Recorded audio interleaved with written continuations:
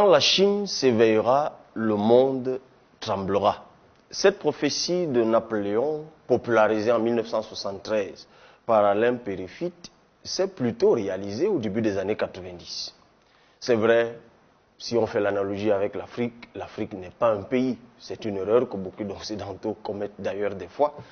Mais il demeure que souvent ce qui est dit de l'Afrique ne s'accomplit pas toujours. On se rappelle qu'en 2003, un ouvrage intitulé « Et si l'Afrique se réveillait » avait été publié.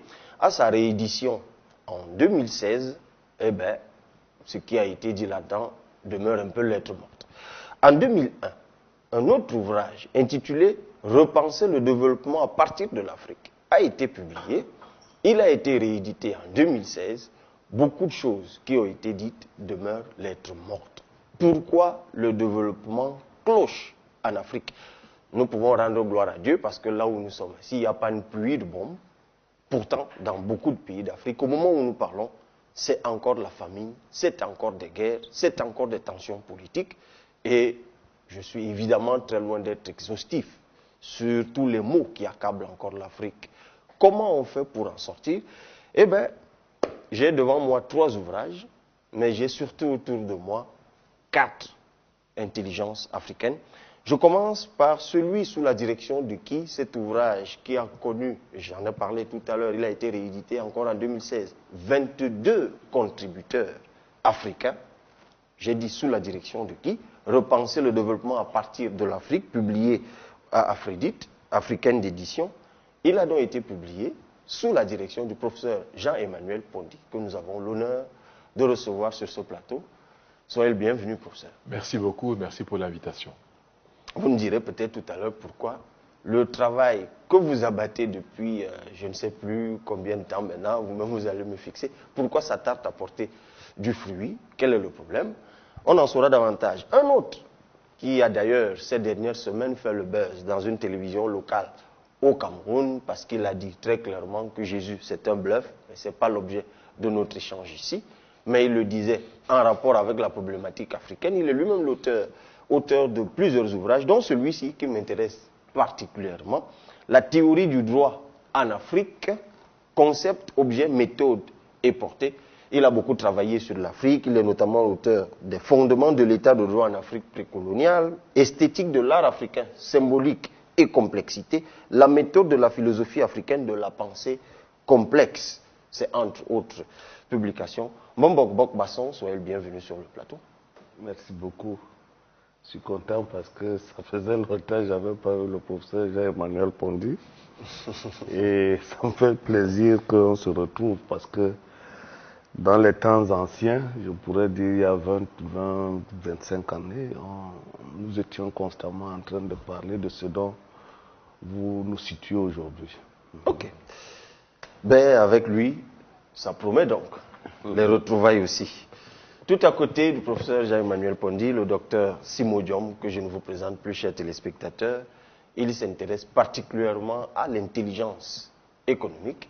Docteur Heureux, soit l'heureux, bienvenue sur le plateau. Merci, Cabral. La semaine passée, quand j'expliquais que l'ordre économique n'est pas prépondérant en Afrique, qu'il y a un équilibre entre l'ordre économique et l'ordre social, l'ordre culturel, vous me faisiez remarquer que je pense comme Bobo Bogbasson, donc je suis heureux d'être en face de lui aujourd'hui.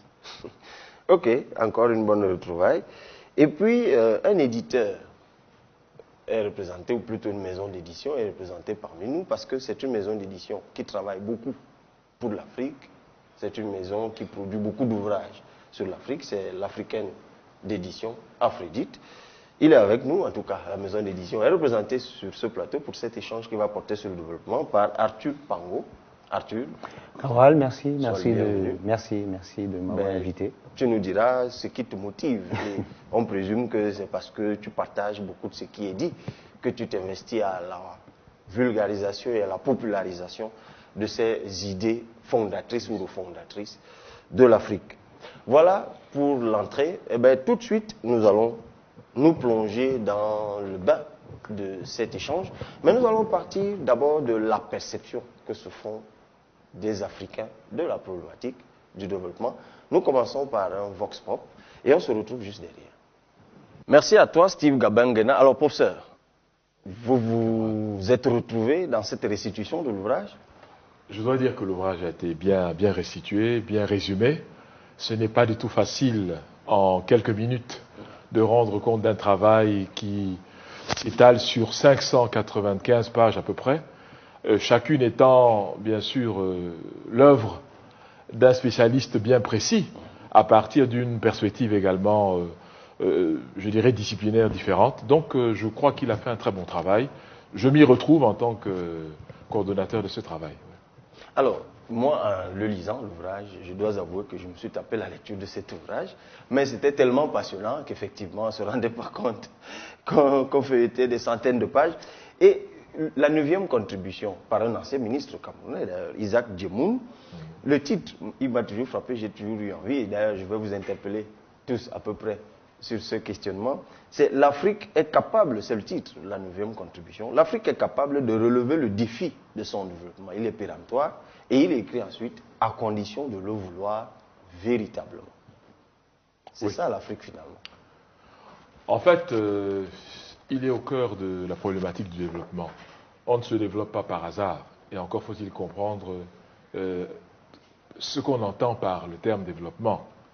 On y vient tout à l'heure. Je crois que mais ce n'est jamais le fruit d'un hasard. C'est le fruit d'une stratégie, c'est le fruit d'une détermination et c'est le fruit aussi d'une appropriation, d'une contextualisation de quelque chose. On ne transplante pas quelque chose d'ailleurs en espérant qu'avec un peu de chance, ça va prendre. On y revient, professeur.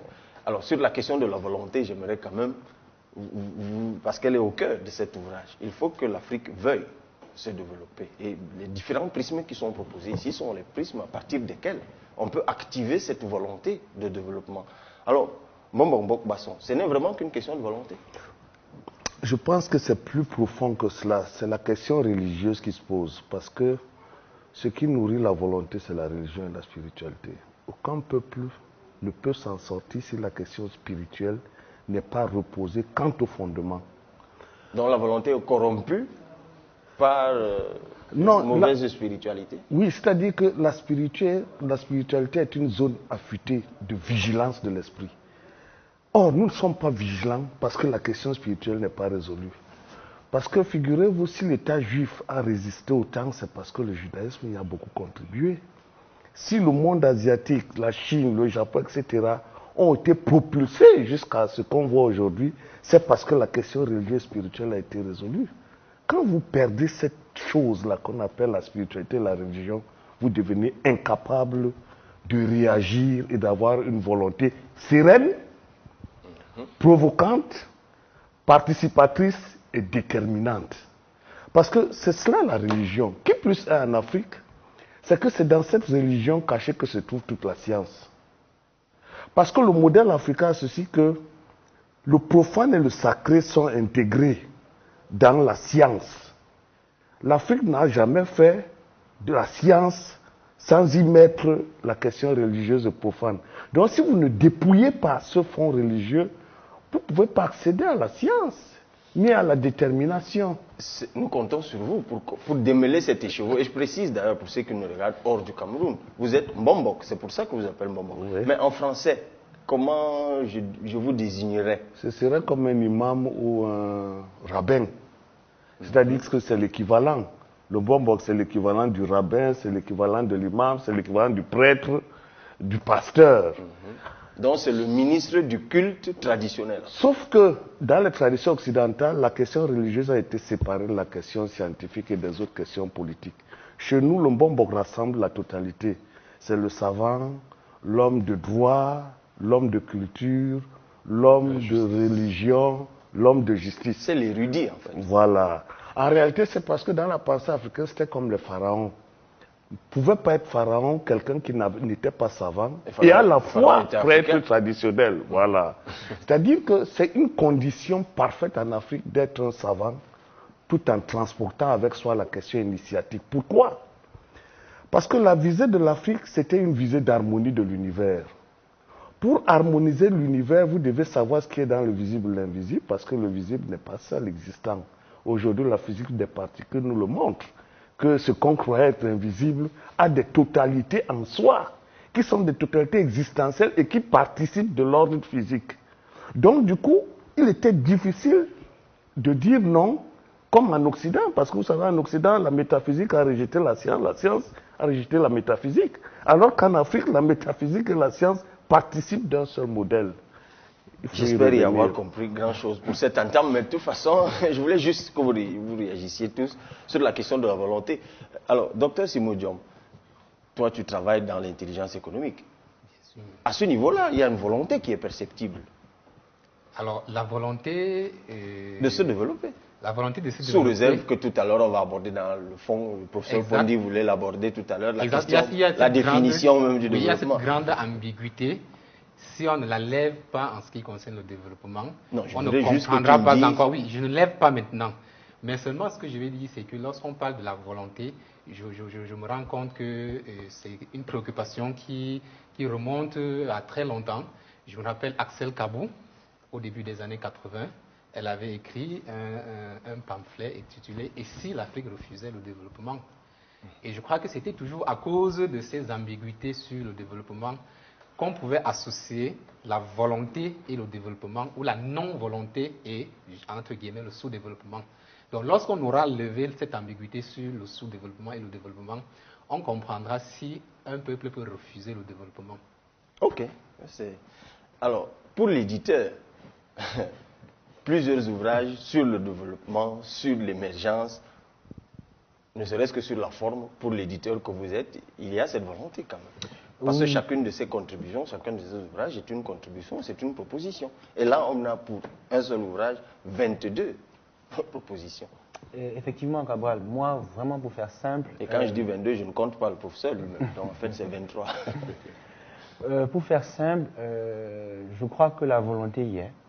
Parce que, au moins, aujourd'hui, on se rend compte que les gens s'interrogent déjà sur le devenir de l'Afrique. Donc, s'il n'y a pas volonté, il ne peut pas avoir développement.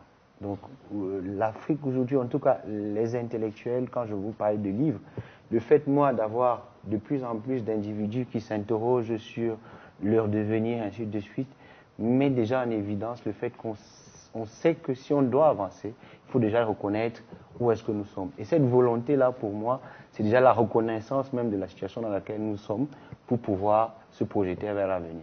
Donc pour moi... Surtout qu'un levier comme le vôtre, celui de l'édition, il est fondamental. Effectivement. Dans la production du savoir et puis l'insémination de ce savoir au sein des couches populaires africaines.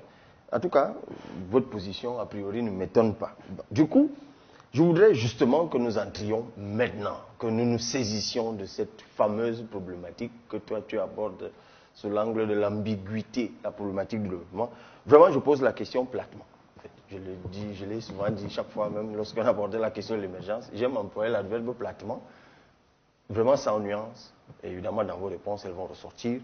Qu'est-ce que le développement, professeur Jean-Emmanuel Fondi? Le développement, c'est un ensemble de constats. Je dirais que, curieusement, le terme développement est popularisé par le terme sous-développement, par un monsieur, Harry Truman, qui, le 20 janvier 1949, pour la première fois, popularise la notion de développement et de sous-développement, prise dans un contexte de politique publique et un contexte de philanthropie. Parce que c'était ça l'idée. C'était de dire, à partir d'aujourd'hui, les États-Unis d'Amérique vont apporter leur savoir-faire, leur soutien et leur appui financier et technologique aux pays qui sont encore en voie de développement. Alors, la première question, c'est pourquoi en 1949 et pas avant? Parce que pendant toute la période coloniale, on n'a pas entendu parler de ce concept.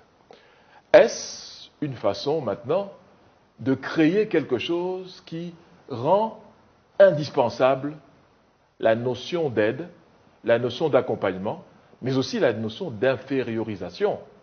Parce que pour qu'il y ait développement, tel qu'il est présenté, il y a une linéarité, c'est-à-dire qu'il y a un principe selon lequel toutes les nations vont suivre un même chemin. Il y en a donc qui sont devant, d'autres qui sont au milieu et d'autres qui sont encore en arrière. Et tout le dispositif consiste pour celles qui sont supposées être en avant, de tirer vers l'avant ou vers le haut celles qui sont en arrière. Donc ça veut dire qu'il y a une hiérarchisation des nations, et cette hiérarchisation, elle est supposément économique. Donc la notion occidentale, en tout cas, du développement, elle est basée sur le niveau économique. Mais qui définit le niveau économique? C'est les Occidentaux eux-mêmes. Et donc ça veut dire qu'on est à la fois juge et partie, on est ceux qui se présentent comme ayant et les questions et les réponses. C'est déjà un premier problème. Le deuxième aspect du développement, c'est qu'il suppose qu'on vient de quelque part pour aller vers une direction, mais que tout le monde est supposé faire cela. Et là est le problème. Est-ce que toutes les civilisations ont le même passé? Est-ce que toutes les civilisations ont les mêmes aspirations? Est-ce que toutes les civilisations ont les mêmes principes? La réponse est non. Et donc, si nous acceptons cette diversité culturelle, psychologique, relationnelle et existentielle, nous ne pouvons pas postuler un même futur. Donc ça pose un problème de fond, qui est de la véracité, ou même en fait de la rationalité de ce système de développement. Ceci ne veut pas dire que tout est mauvais. Ceci ne veut pas dire qu'il faut tout rejeter. Mais aucun pays, aucun continent ne peut se développer par rapport aux présuppositions ou par rapport aux priorités que lui imposent d'autres pays ou d'autres continents. Donc le but de cet ouvrage, c'est de dire que le développement, si on accepte ce concept de développement, qui veut dire pour moi en tout cas la capacité de maîtriser son destin, la capacité d'améliorer ses conditions de vie pour tout le monde, parce que la définition africaine, elle est communautaire et non individuelle, comme c'est le cas en Occident, la capacité de chacun de trouver ce dont il a besoin et de vivre dans la dignité humaine, pour moi, le développement, c'est d'abord ça. Est-ce que c'est ce qui est le cas aujourd'hui? Est-ce que c'est ce vers quoi on s'enchemine? On est quand même en droit de se poser une question simple. Peut-on être en voie de développement pendant 50 ans? Il y a quand même un problème. Il faut que les pays africains se posent cette question.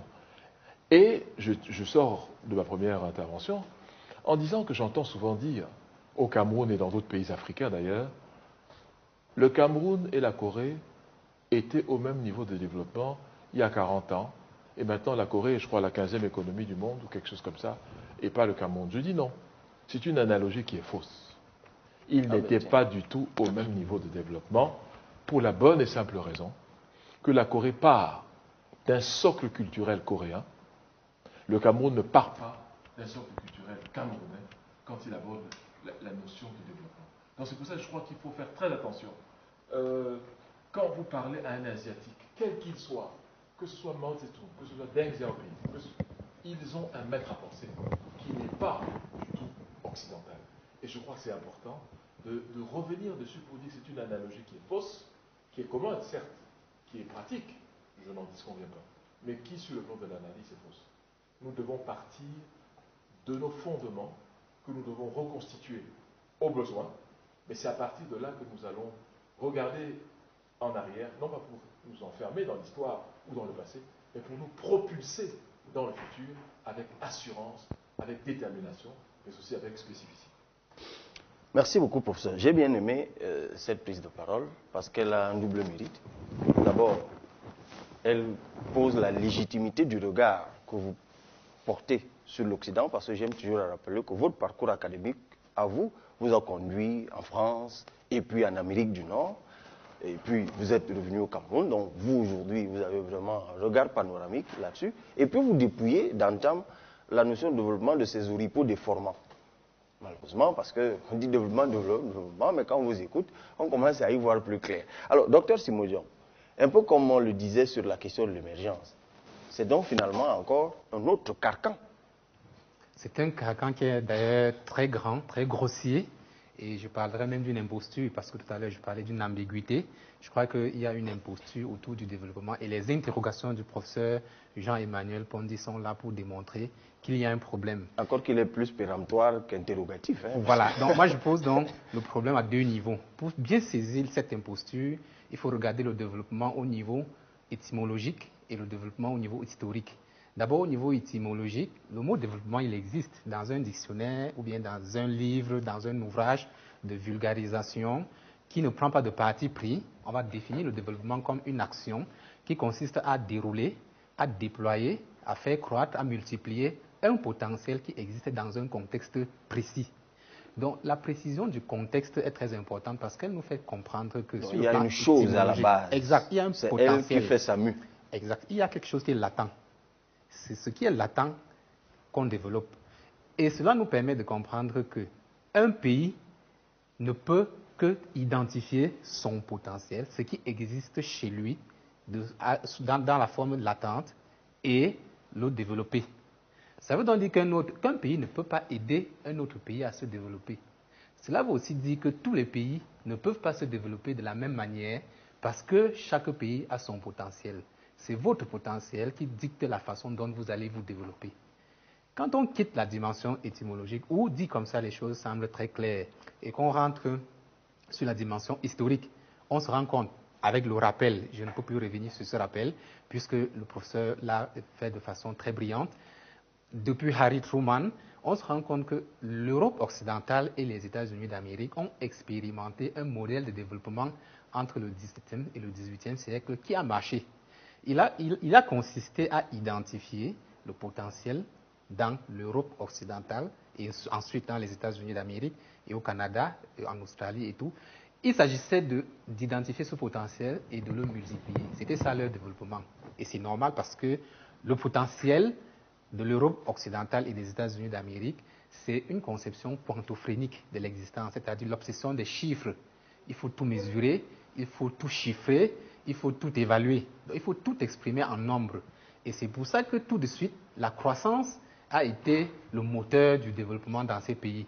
Donc c'est cette conception du développement que l'Europe de l'Ouest et puis les États-Unis d'Amérique ont donc voulu, à partir de 1949, avec le point 6 du fameux discours de Harry Truman, imposer au reste du monde. Et là, la grande imposture prend un visage parce qu'il s'agit donc ici d'un enveloppement. Donc, depuis 1949... Non plus d'un développement. Non, il s'agit d'un enveloppement. Depuis 1949, chaque fois que des gens disent développement, en réalité, ils parlent de l'enveloppement.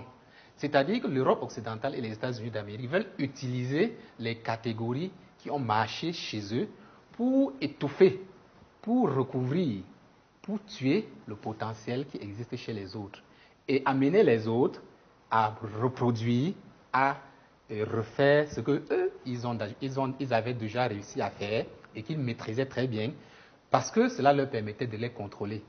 Donc, à partir de maintenant, il serait très bien qu'on sache que quand on dit développement, en réalité, à 99% de cas, on parle de l'enveloppement.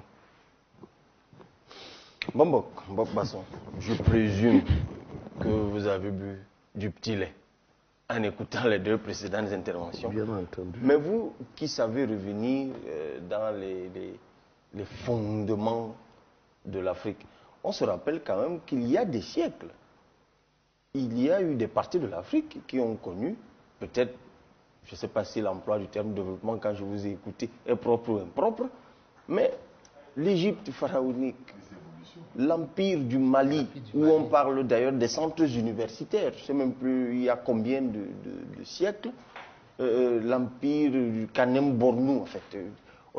Qu'est-ce qui s'est donc passé?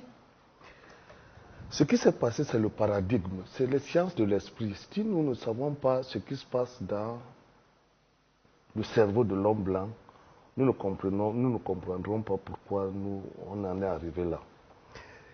Le paradigme de l'Occident est fondé sur ce qu'on appelle le modèle de Descartes.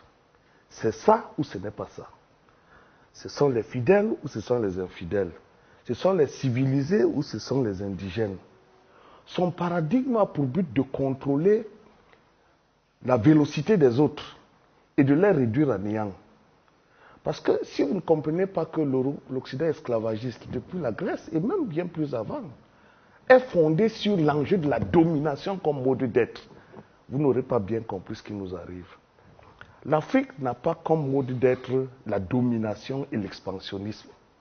La domination et l'expansionnisme dont Cheikh Anta Diop nous dit que ça vient du nomadisme ancestral, veut que les peuples qui se sont déplacés ou bien qui ont vécu dans des conditions extrêmement misérables aient le goût du risque et le goût de la guerre. L'Occident est guerrier par essence et il est fondé à être expansionniste. L'Afrique n'a pas été fondée à être guerrière, elle a été fondée à l'harmonie de l'univers, entendue comme deux cycles qui s'affrontent, le visible et l'invisible, le bien, le mal, le jour, la nuit, dont il faut trouver une synthèse qui se fait voir dans ce qu'on appelle le tiers inclus. L'Afrique pense que ce n'est pas seulement ça, ce n'est pas seulement l'autre. Ce n'est pas une vision dichotomique. Pas le tiers exclu. Inclus, oui, parce que l'Occident c'est exclu. Mais le tiers inclus. Inclus. L'Africain estime qu'on peut faire ça, faire aussi l'autre. Ça lui donne un planning extraordinaire qui l'ouvre à l'ordre de l'univers et au respect des autres. On vous soupçonnera de faire un clin d'œil à Emmanuel Macron en France, même. C'était pour rire. C'est ça le paradigme africain. Parce que l'Asie, c'est le yin et le yang. C'est-à-dire c'est une juxtaposition des contraires qui ne brûle pas l'emphase de l'harmonie. C'est-à-dire que le japonais et l'asiatique peuvent faire selon ce qu'ils trouvent. Mais l'Africain, lui, par essence, l'autre, autrui n'est pas un ennemi. La chose qui vient d'ailleurs est pour lui prenable et acceptable. D'où le fait que notre cerveau est plastique. Le cerveau de l'Occident n'est pas plastique. Si nous voulons donc affronter le développement, nous devons tenir compte de cette rigueur paradigmatique qui veut que l'autre ne sera jamais comme nous et il va toujours nous imposer son universalisme. Du coup, nous devons poser les questions essentielles. Où est-ce qu'on a été battu? Si on ne dit pas où est-ce qu'on a été battu, nous ne rêvons pas de développement. Parce qu'en nous disant où est-ce qu'on a été battu, on attaque les sources de notre défaite. Et deuxièmement, où vont-ils du point de vue de la science? Parce que si nous ne savons pas où l'Occident veut aller, eh bien nous ne pouvons pas raccorder la chose de notre échec et la chose de l'avenir qu'il faut vite rattraper. Parce qu'il s'agit de vite rattraper. Alors, où vont-ils? Aujourd'hui, on appelle ça la science de la complexité. La science de la complexité a pour but de dire que le modèle cartésien qui croyait que les certitudes de l'Occident étaient des logiques fondamentales et fondées en science sont désormais révolues. Depuis qu'on est entré dans ce qu'on appelle le mouvement du désordre brownien, le chaos, désordre cosmologique, les galaxies sont en expansion. On pensait qu'elles étaient stables, surtout Einstein. Désordre thermodynamique, tout bouge, l'univers est en expansion, le froid domine dans les planètes qui sont très loin, très éloignées. L'Afrique pourrait même se déplacer vers ces planètes éloignées, non pas l'Afrique, la Terre. Et du coup, elle-même pourrait complètement disparaître. Parce que l'Afrique a l'avantage de n'être ni trop près du Soleil, ni trop... La planète Terre. La planète Terre, voilà. Donc, nous vivons un moment particulier de l'histoire où le désordre est fonctionnel, y compris dans le comportement humain. Nous sommes régis par deux ordres de valeurs, soit une chose en ordre, soit une chose désordonnée. Et ensuite, après tous ces désordres, vous avez le vrai désordre qui est né dès le début de l'univers. L'univers passe du chaos à la structure. Tout se passe comme si le modèle de l'univers se fait par complexification progressive, d'où l'arrivée de l'homme. Vous voyez donc, l'homme est le dernier maillon dans la chaîne des existences, parce que ce dernier maillon doit lui servir de philosophie pour comprendre où va le monde. Et seule l'Afrique a compris cette philosophie, qui consiste à dire, nous ne sommes pas contre l'harmonie de l'univers, nous devons travailler avec l'univers parce que l'univers est participation et complémentarité. Or, l'Occident nous a amené une donne qui est extrêmement dangereuse. L'homme est maître de l'univers et possesseur des autres choses, des cartes.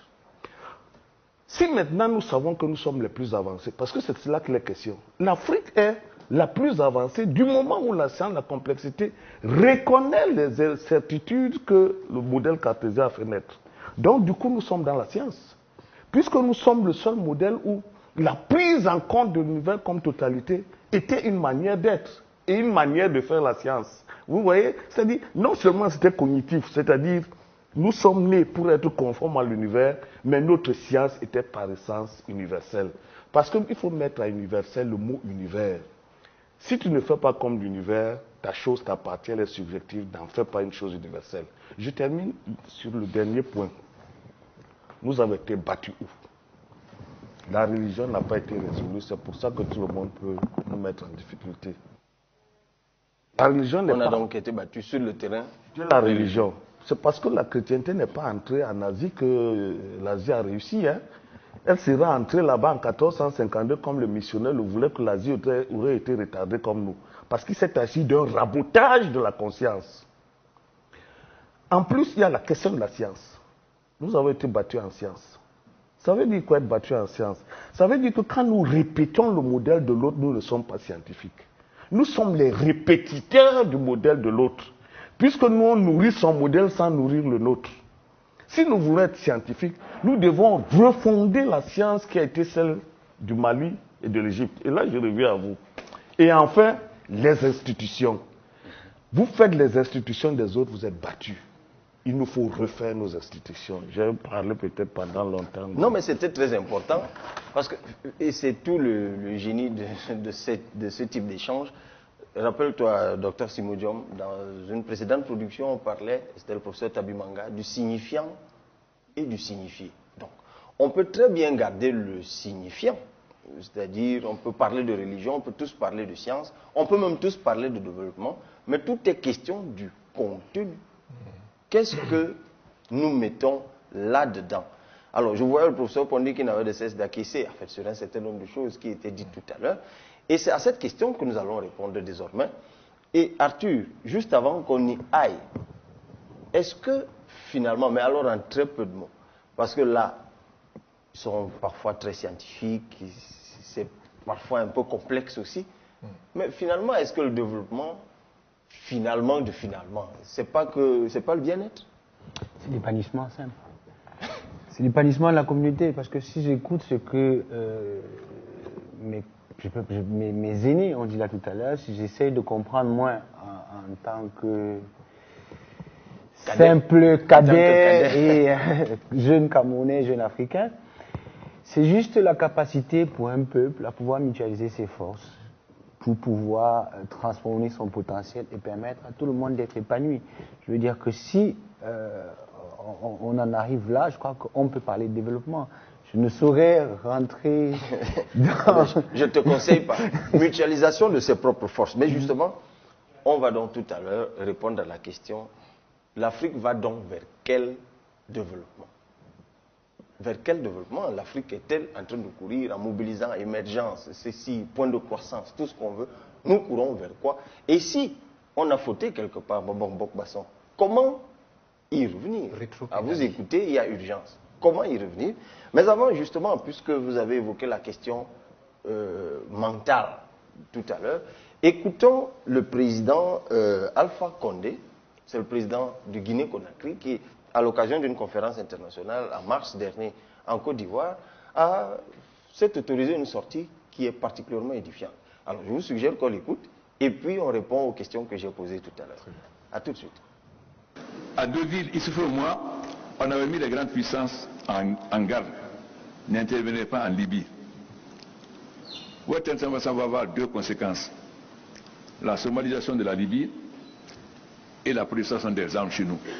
Qui connaît comment la Libye était gouvernée, c'est que si Kadhafi n'est pas là, chaque Libye va prendre son indépendance. Donc il n'y a pas d'État, c'est comme la Somalie. Et tout le monde savait que la Libye était un arsenal. Voilà aujourd'hui les conséquences que nous subissons. Donc, ce qui est important, c'est qu'aujourd'hui l'Afrique est en train de changer, vous ne savez pas. L'Union africaine était financée par l'Union européenne. Comment voulez-vous parler d'indépendance?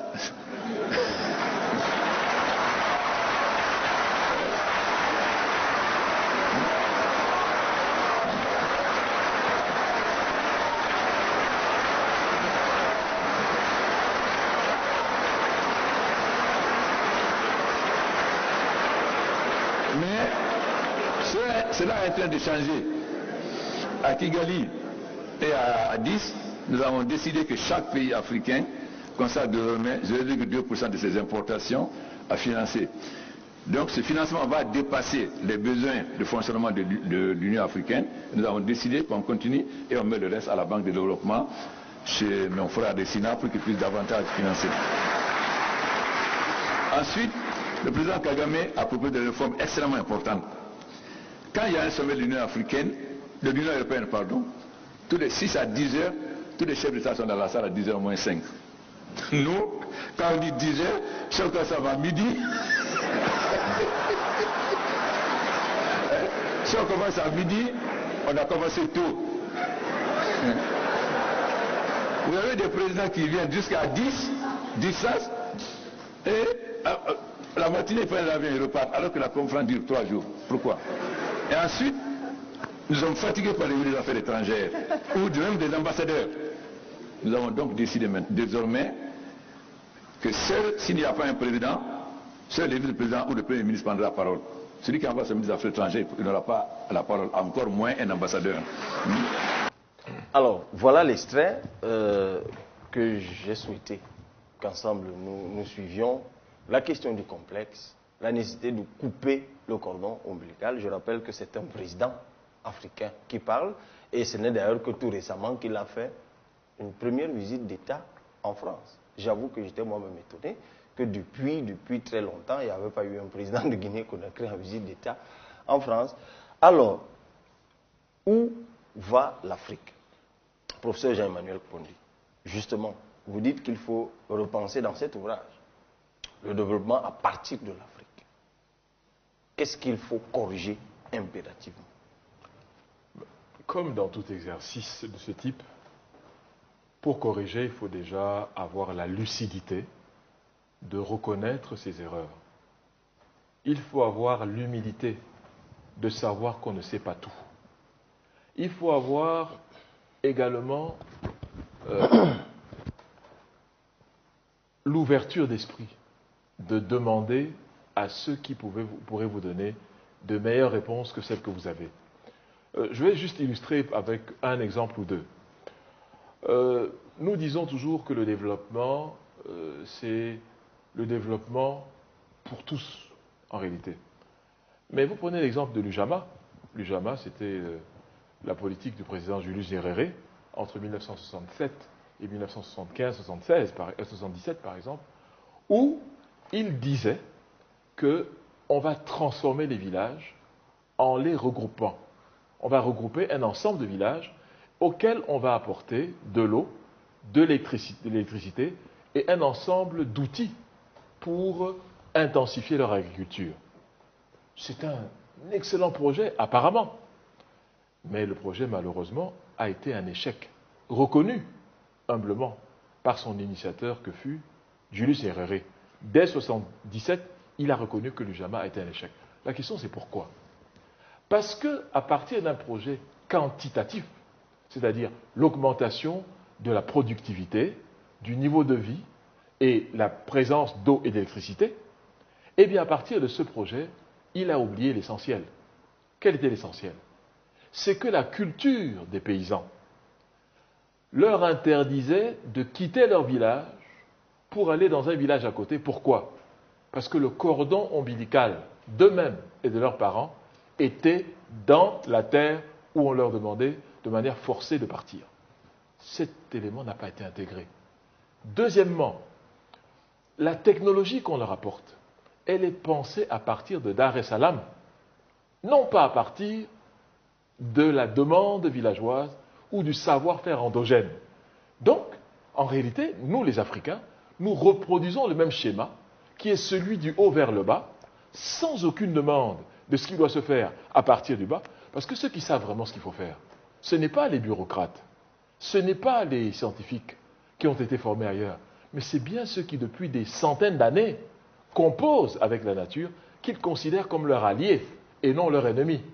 Donc, c'est cet ensemble de dysfonctionnements qui a mené une politique volontaire, humaniste, altruiste à l'échec. Je pars donc de cet exemple pour dire que repenser le développement à partir de l'Afrique veut dire quoi? Il faut penser aux spécificités africaines qui peuvent être convergentes avec le reste du monde, mais aussi par endroits divergentes. Je ne suis pas en train de dire que l'Afrique est si différente du reste de l'humanité que tout ce qui se fait en Afrique est nécessairement le contraire de ce qui se fait ailleurs. Non, il y a des points de convergence. Parce que tout être humain a besoin de manger, de se nourrir, de se vêtir, de se loger, etc. Ça, c'est tout être humain sur les 5 continents de la planète. Mais il y a des spécificités qui sont dues à notre culture, à nos aspirations. Et je pense donc que le développement ne peut pas se faire en dehors de la prise en compte de ces spécificités. C'est ce qui a été le cas jusqu'à présent. Et c'est le résultat que nous voyons tous. C'est que nous avons une famine. Comment peut-on avoir une famine en Afrique? Aujourd'hui, je termine peut-être par là pour cette sortie, 800 millions d'hectares de terres cultivables en Afrique sont non cultivées. 800 millions d'hectares. Alors, comment peut-on parler de famine? Il y a un problème. Le modèle que nous suivons, c'est lequel? C'est de ne pas cultiver la nourriture que nous mangeons, mais plutôt de l'exporter. Et avec l'argent, éventuellement, que nous récoltons de nos exportations, nous allons acheter de la nourriture, mais pas la nourriture que nous avons produite, de la nourriture que nous importons d'ailleurs. C'est un modèle qui est d'abord qui est irrationnel, qui est voué à l'échec et qui explique les famines dans un continent où, sur le plan naturel, il ne devrait jamais y avoir de famine. Voilà un modèle qui illustre ce que j'entends par la nécessité d'endogénéiser du développement en prenant les spécificités qui sont les nôtres, en les contextualisant, en prenant de l'extérieur, attention, mais en sélectionnant nous-mêmes ce que nous voulons prendre de l'extérieur, parce que nous jugeons que ça booste nos intérêts et ça nous rend meilleurs, parce que ce qui est fait à l'extérieur peut être un adjuvant pour ce que nous faisons à l'intérieur. Mais ça veut dire que nous sélectionnons nous-mêmes ce que nous devons inclure dans notre environnement. Voilà pour moi ce que j'entends par repenser le développement à partir de l'Afrique et dans tous les domaines pensables et imaginables. Alors, j'aime bien cette... C'est très important ce que je veux juste... Parce que ce qu'il a dit important, il a dit 3 choses qui me semblent fondamentales. Un, il a parlé de ce cordon ombilical-là. Nous sommes dans les croyances et dans la métaphysique. Nous sommes dans la religion. Il t'a entendu certes qu'il ne s'agit pas de religion de type le Coran ou la Bible. Mais nous sommes dans la croyance métaphysique. Ensuite, il a parlé de cette capacité de prendre ailleurs. Mais pour prendre ailleurs, il faut avoir pour soi-même. Rationaliser, pas intuitivement. Parce que pour prendre ailleurs, il faut sélectionner.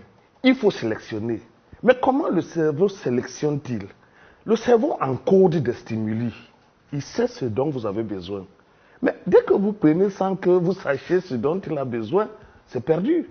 Et ensuite, la dernière des choses, dans tous les domaines de savoir, nous devons cartographier les savoirs, leur donner une impulsion, la boîte noire. Voilà la problématique.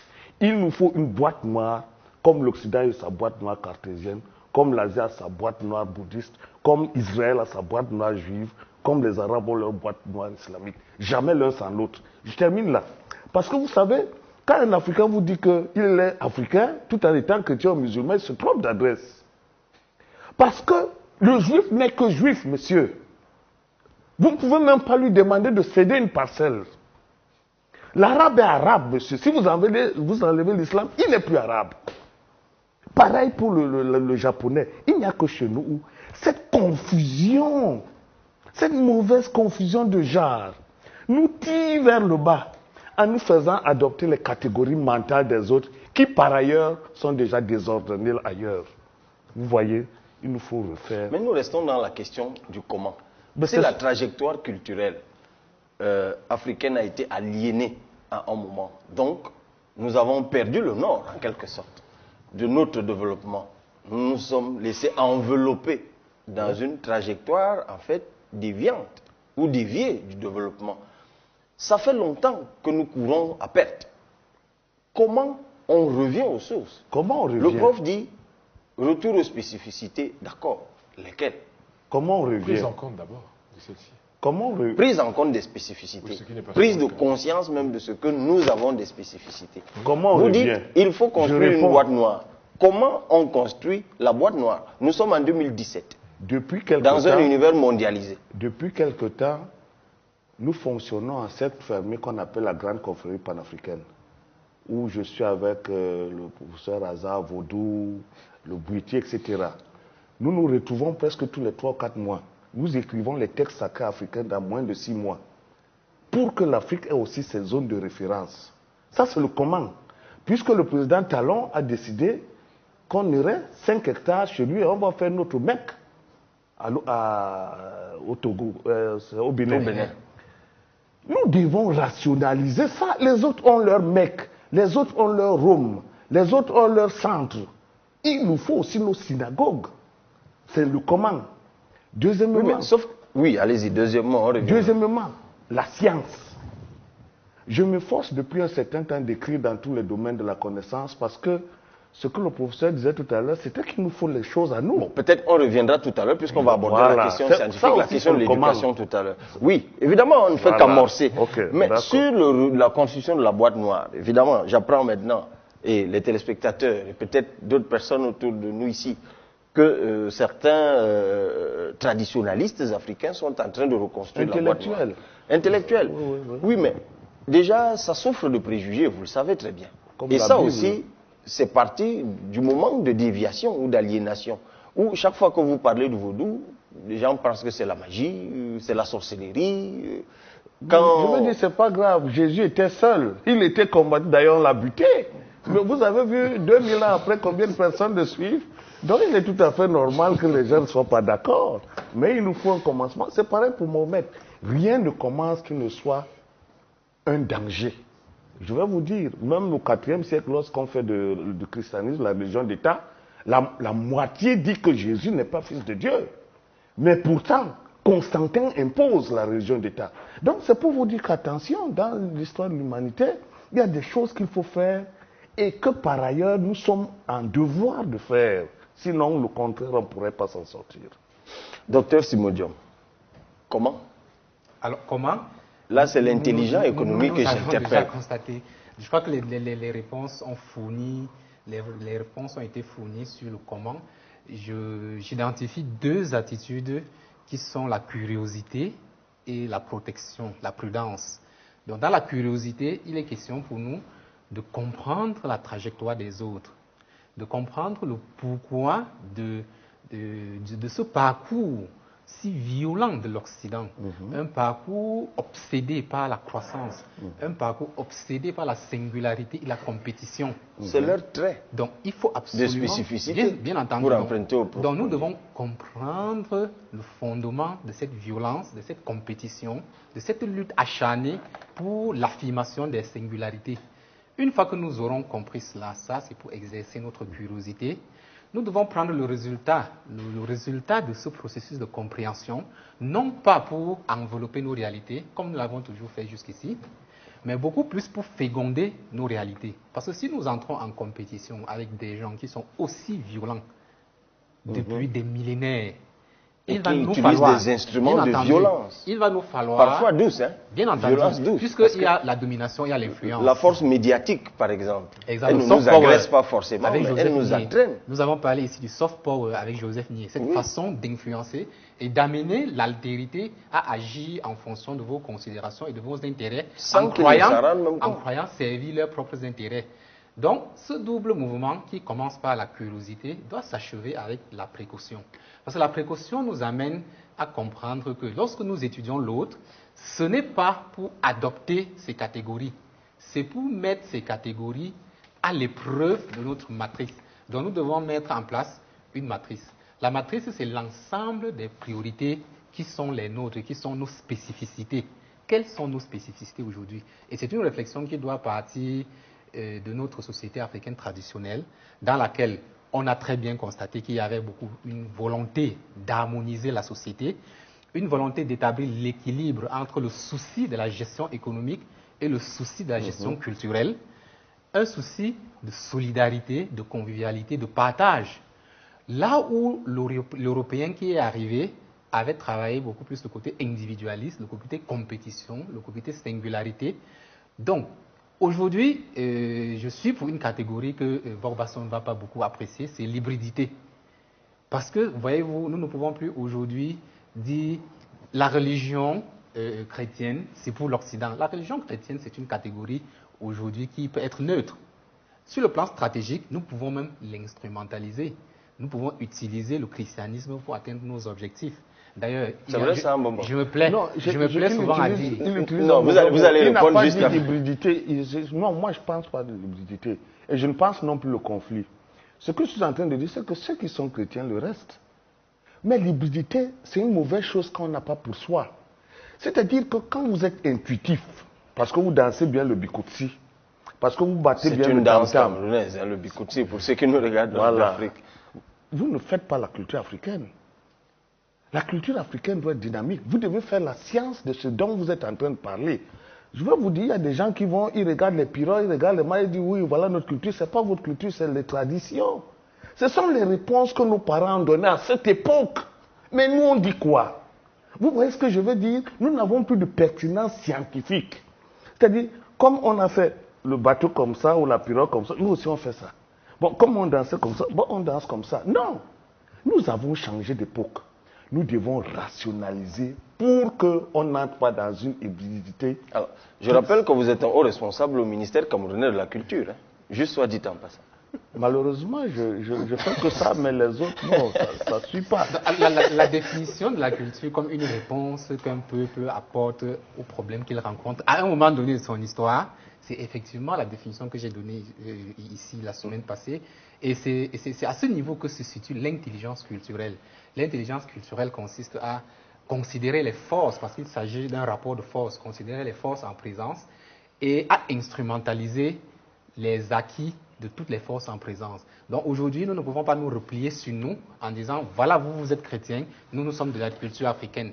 Je persiste à dire qu'il y a 30 millions, il y a 30 millions de chrétiens en Chine, et ces chrétiens ne sont pas liés au pape qui est au Vatican. Le christianisme entre les mains de la Chine, c'est un instrument, de même que le confucianisme, de même que le bouddhisme, de même que le shintoïsme au Japon.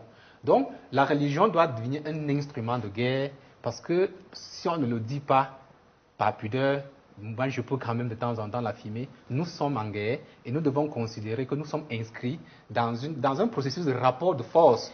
Et c'est pour cela que je disais que nous devons étudier le fondement de la violence occidentale et emprunter certaines catégories qui peuvent nous permettre de gagner cette guerre dans laquelle nous nous situons. Alors, je pense qu'il ne comprend pas ce que je dis. On va prendre une petite pause, oui. Oui, je dis rapidement.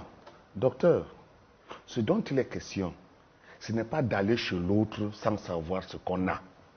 Et je persiste. Ce n'est pas parce que vous vivez chez vous que vous savez ce que vous avez.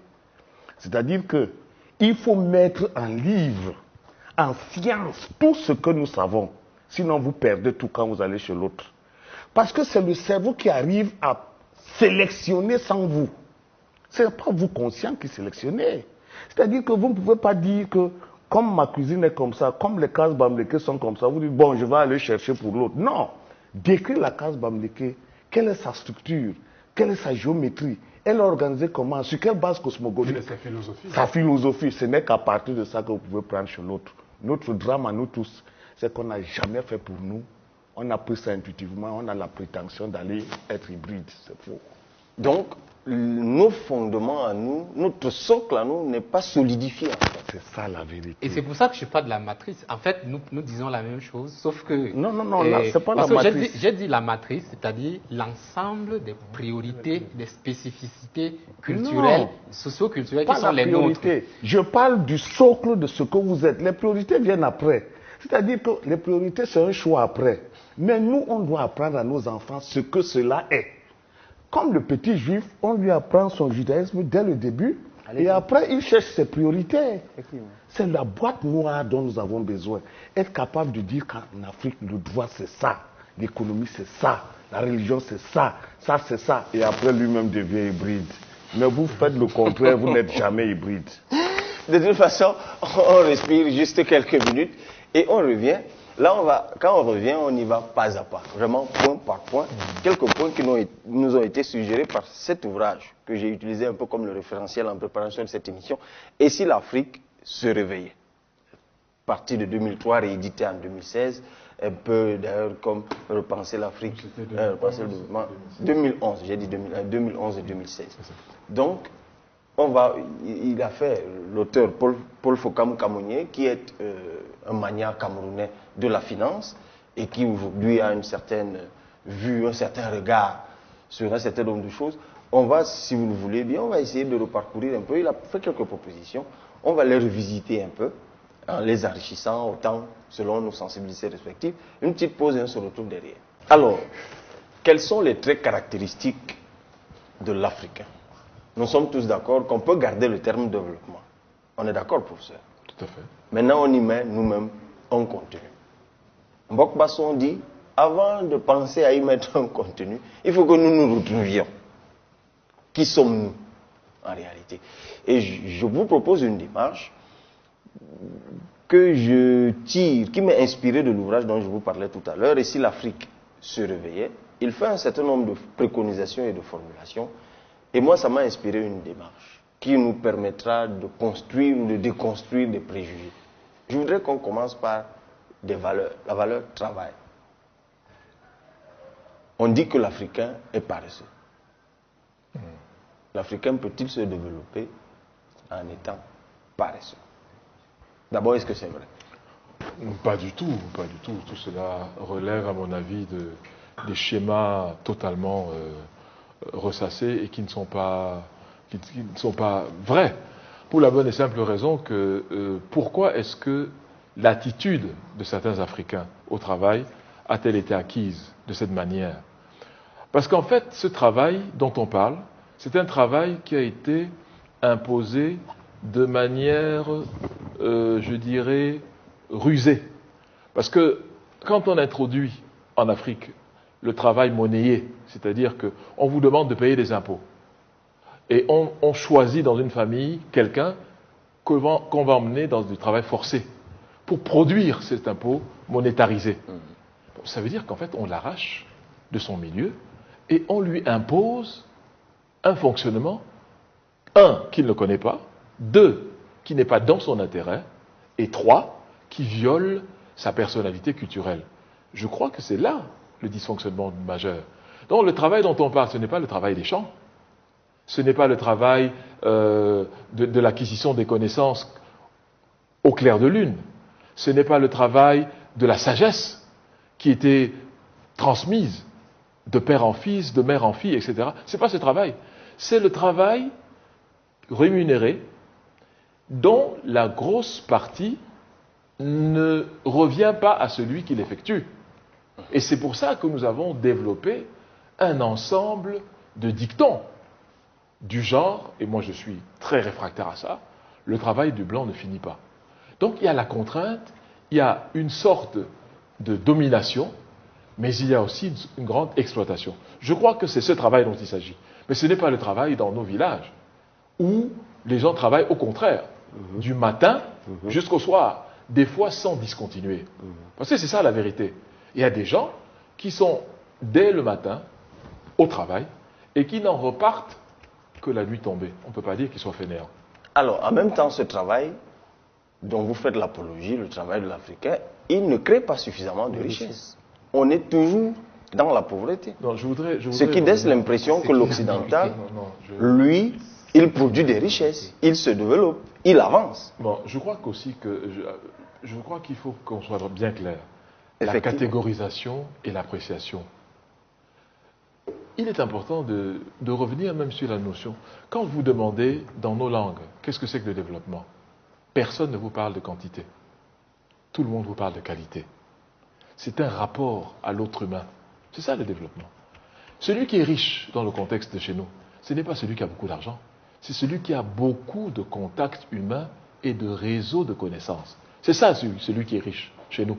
Donc je pense qu'il y a aussi là un problème. Beaucoup de ceux qui ont, entre guillemets, analysé l'Afrique dans les années du XVIIIe siècle et XIXe siècle n'ont rien compris à l'Afrique dont ils prétendaient être des experts. Parce qu'après, retourner en Occident, c'est eux qui faisaient des conférences soi-disant sur l'Afrique. Mais l'Afrique dont ils parlaient était une Afrique imaginaire qui sortait droit de leur cerveau, mais qui n'avait rien à voir avec la réalité. Alors, pourquoi je dis ça? Parce que c'est très important. Pour nous, le travail réel consiste à se mettre à renforcer la communauté. Et c'est pour ça que quand vous avez volé à la communauté, la sanction est terrible. Le bannissement.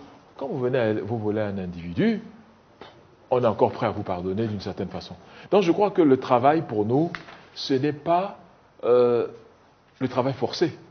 Parce qu'en fait, c'est les constructions dont on parlait, les chemins de fer, les routes, les ponts, ça a été construit par qui? Par ce travail forcé.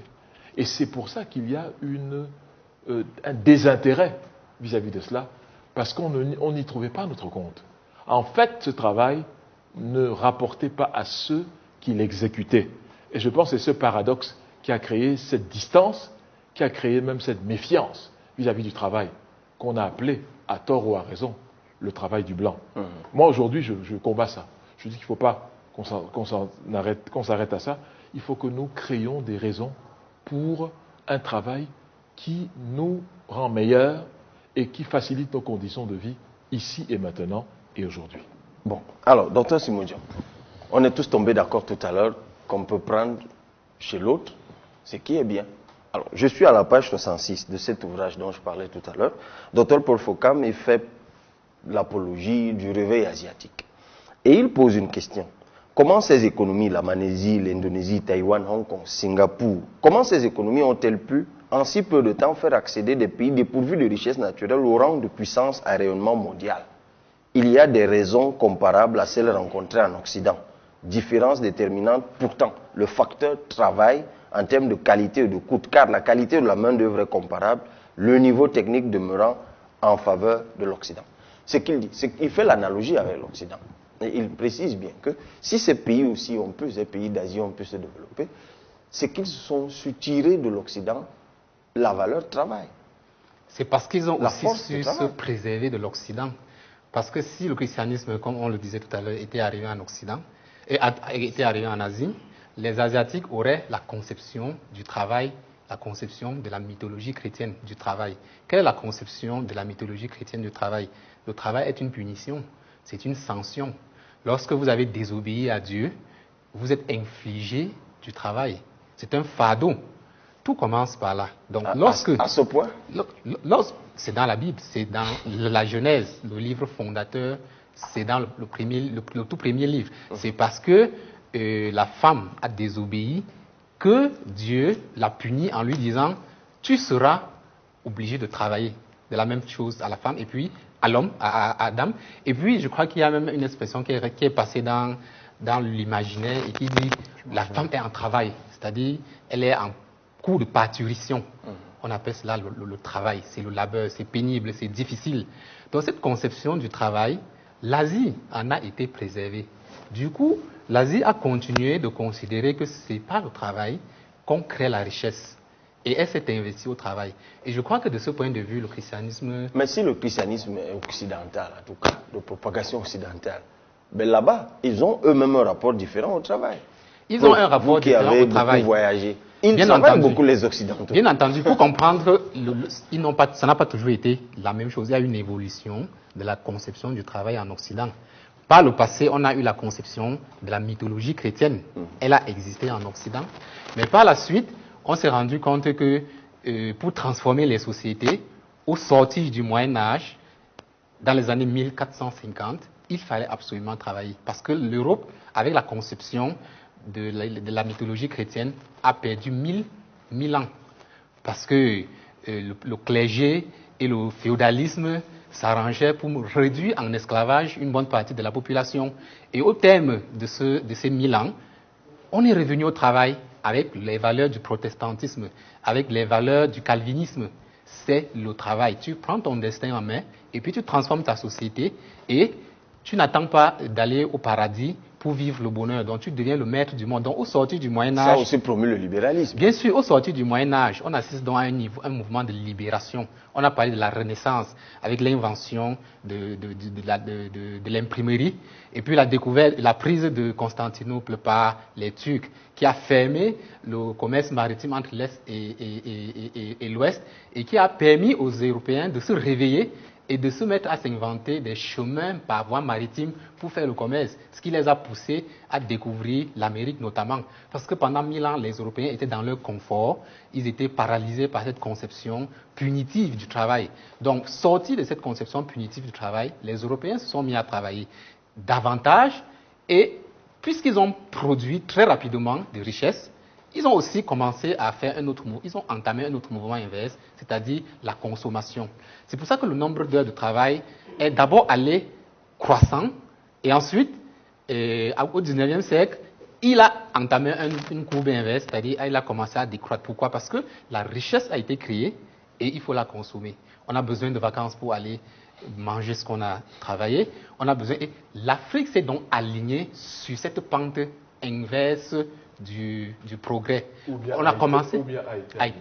L'Afrique a été alignée sur cette pente inverse du progrès. La pente consommatrice. Oui, parce qu'elle n'avait pas encore produit la richesse. Et elle s'est mise dans son agenda qu'il fallait qu'elle travaille 35 heures. Il fallait qu'elle travaille 32 heures. Le jour où ça va descendre à 20 heures là-bas, nous allons nous battre pour travailler 20 heures. Mais moi, j'aimerais vraiment insister pour dire que... C'est vrai que souvent, on a la remorque sur cette question. Si les Africains veulent travailler 40 heures, ils travailleront 40 heures. Personne ne les oblige à adopter des heures de travail qui sont incompatibles avec leur niveau de progrès social. Donc, il n'y a personne qui nous oblige à adopter la semaine à 40 heures. Il n'y a personne qui nous empêche de dire nous allons travailler 80 heures. Vous avez parlé du Japon. Je crois que dans ce livre, le docteur Paul Fokam sort un tableau du temps de travail, de la durée du travail au Japon. Si vous lisez le Japon, vous allez voir à la Corée du Sud.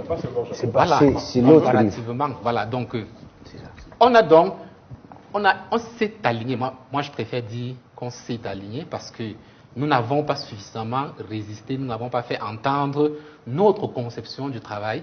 Nous nous sommes alignés sur la pente descendante de l'Occident qui avait suffisamment travaillé et qui pensait être déjà en situation de consommer, de prendre des congés, de faire de la plaisance, de rentrer de temps en temps dans le fanien. Donc le défi aujourd'hui, quand on dit comment travailler pour que l'Afrique se développe, c'est modifier la conception du travail. D'abord, le travail n'est pas une punition, c'est une partie de plaisir. Il faut que l'Afrique redéfinisse son rapport au travail parce que le passage de la mythologie chrétienne a largement égratigné le rapport au travail. Le rapport au travail doit être caractérisé par le plaisir. Le rapport doit être caractérisé par un contact qui est agréable. Le travail, ce n'est pas une punition, c'est une partie de plaisir. On doit prendre du plaisir pour travailler parce que sans travail, on ne peut pas transformer la société. Alors, j'aimerais vraiment écouter Mbambo Bokbasson sur cette question du travail. Toi, docteur Tchimoudiom, tu imputes au christianisme la relativisation du rapport au travail, à la vérité.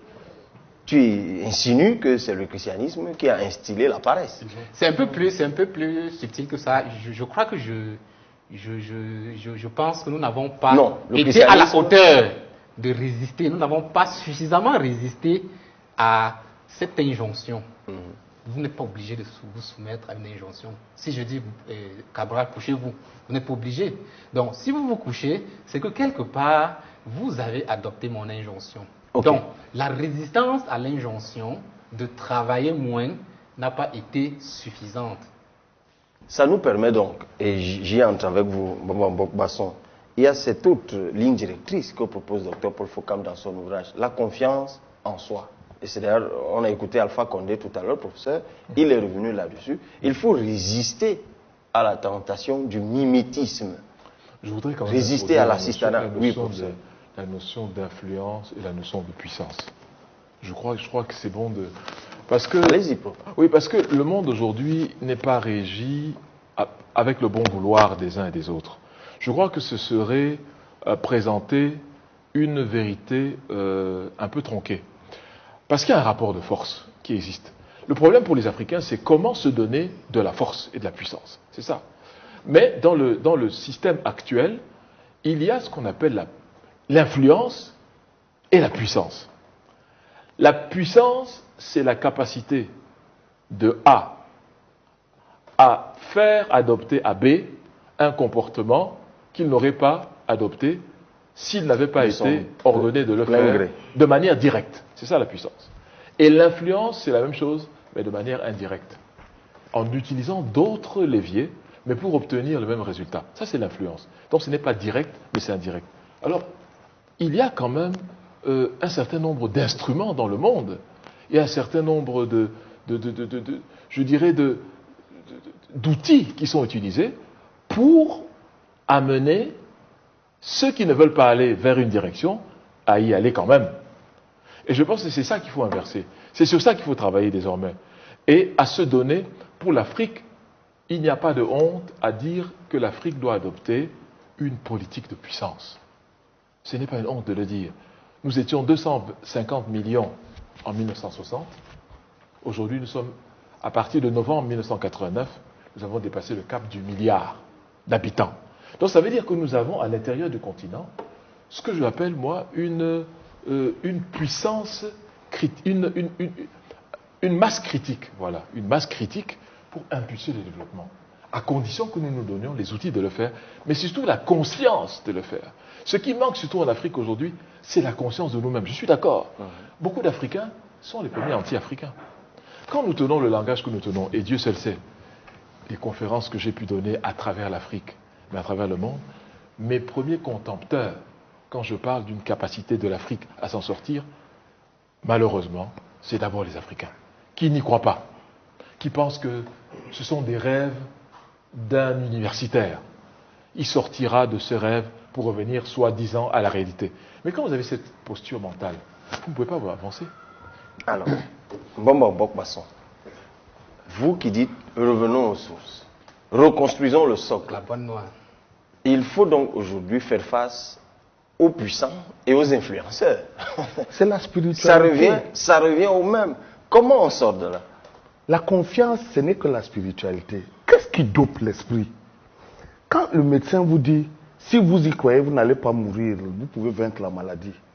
Parce qu'il faut faire que le cerveau entre en résonance avec de nouvelles capacités créatrices qui font que vous réduisez sa chute. Si vous dites au cerveau que vous ne voulez pas être riche, il va vous dire moi-même je ne voulais pas être riche. Si vous lui dites que je serai riche, il exécute. Le cerveau fonctionne par la volonté. Et cette volonté ne peut être que spirituelle. Je vous explique pourquoi. L'Occident du 9e au 14e siècle est dominé par l'islam. C'est l'islam arabe qui lui enseigne d'où viennent ses ancêtres. L'Occident arabe découvre ses ancêtres par les Averroès, tous les savants là qui sortent en Andalousie. Voilà, en Andalousie, surtout dans la zone d'Andalousie. Alors l'Occident dit que, mais si ce sont mes ancêtres qui ont tout fait, je fais quoi avec les Arabes? C'est ça la Renaissance. On recommence à étudier la Grèce et Rome. On reporte sur la Grèce et Rome les capacités d'initiative nouvelles. On réétudie Platon, on réétudie Aristote, on réétudie les mœurs métaphysiques de la Grèce et ça donne ce que vous voyez, le siècle des Lumières. C'est pour ça que je vous dis, ne vous trompez pas. Périclès, bien sûr. Nous, c'est pareil. Le Mali a été première puissance du monde. Tombouctou, c'était tout le monde y venait. C'est de là que vient tout ce monde arabe qui va coloniser l'Andalousie. L'Égypte pharaonique, pareil. Mais qu'est-ce qui a créé ça? Ce n'est pas la discipline pour la discipline. C'est la spiritualité qui était en vogue. La preuve, il n'y avait pas de prison. Comment vous pouvez avoir 500 millions d'habitants dans un empire comme le Mali sans une seule prison? Sans qu'il y ait un seul chômeur? Mais posez-vous des questions. Les calculs de Louise-Marie Diop-Maïs nous disent que avant la colonisation, il y avait 800 millions d'habitants dans cette Afrique que vous voyez. Presque le même taux qu'aujourd'hui. Comment le Cameroun, qui a 20 millions d'habitants, a les prisons pleines, et comment un empire de 500 millions d'habitants n'a pas de prison, y compris dans nos villages actuels où il n'y a pas de prison? Parce que c'est une vision du monde différente. C'est pour ça qu'ils se sont développés. Et lorsque le christianisme et les missionnaires sont arrivés, ils ont cassé la mouvance. Et on a des retombées d'une élite malsaine, incompétente, qui triche partout, qui va chercher tout. Et brusquement, vous ne pouvez pas avoir de développement. Et qui se reproduit aussi.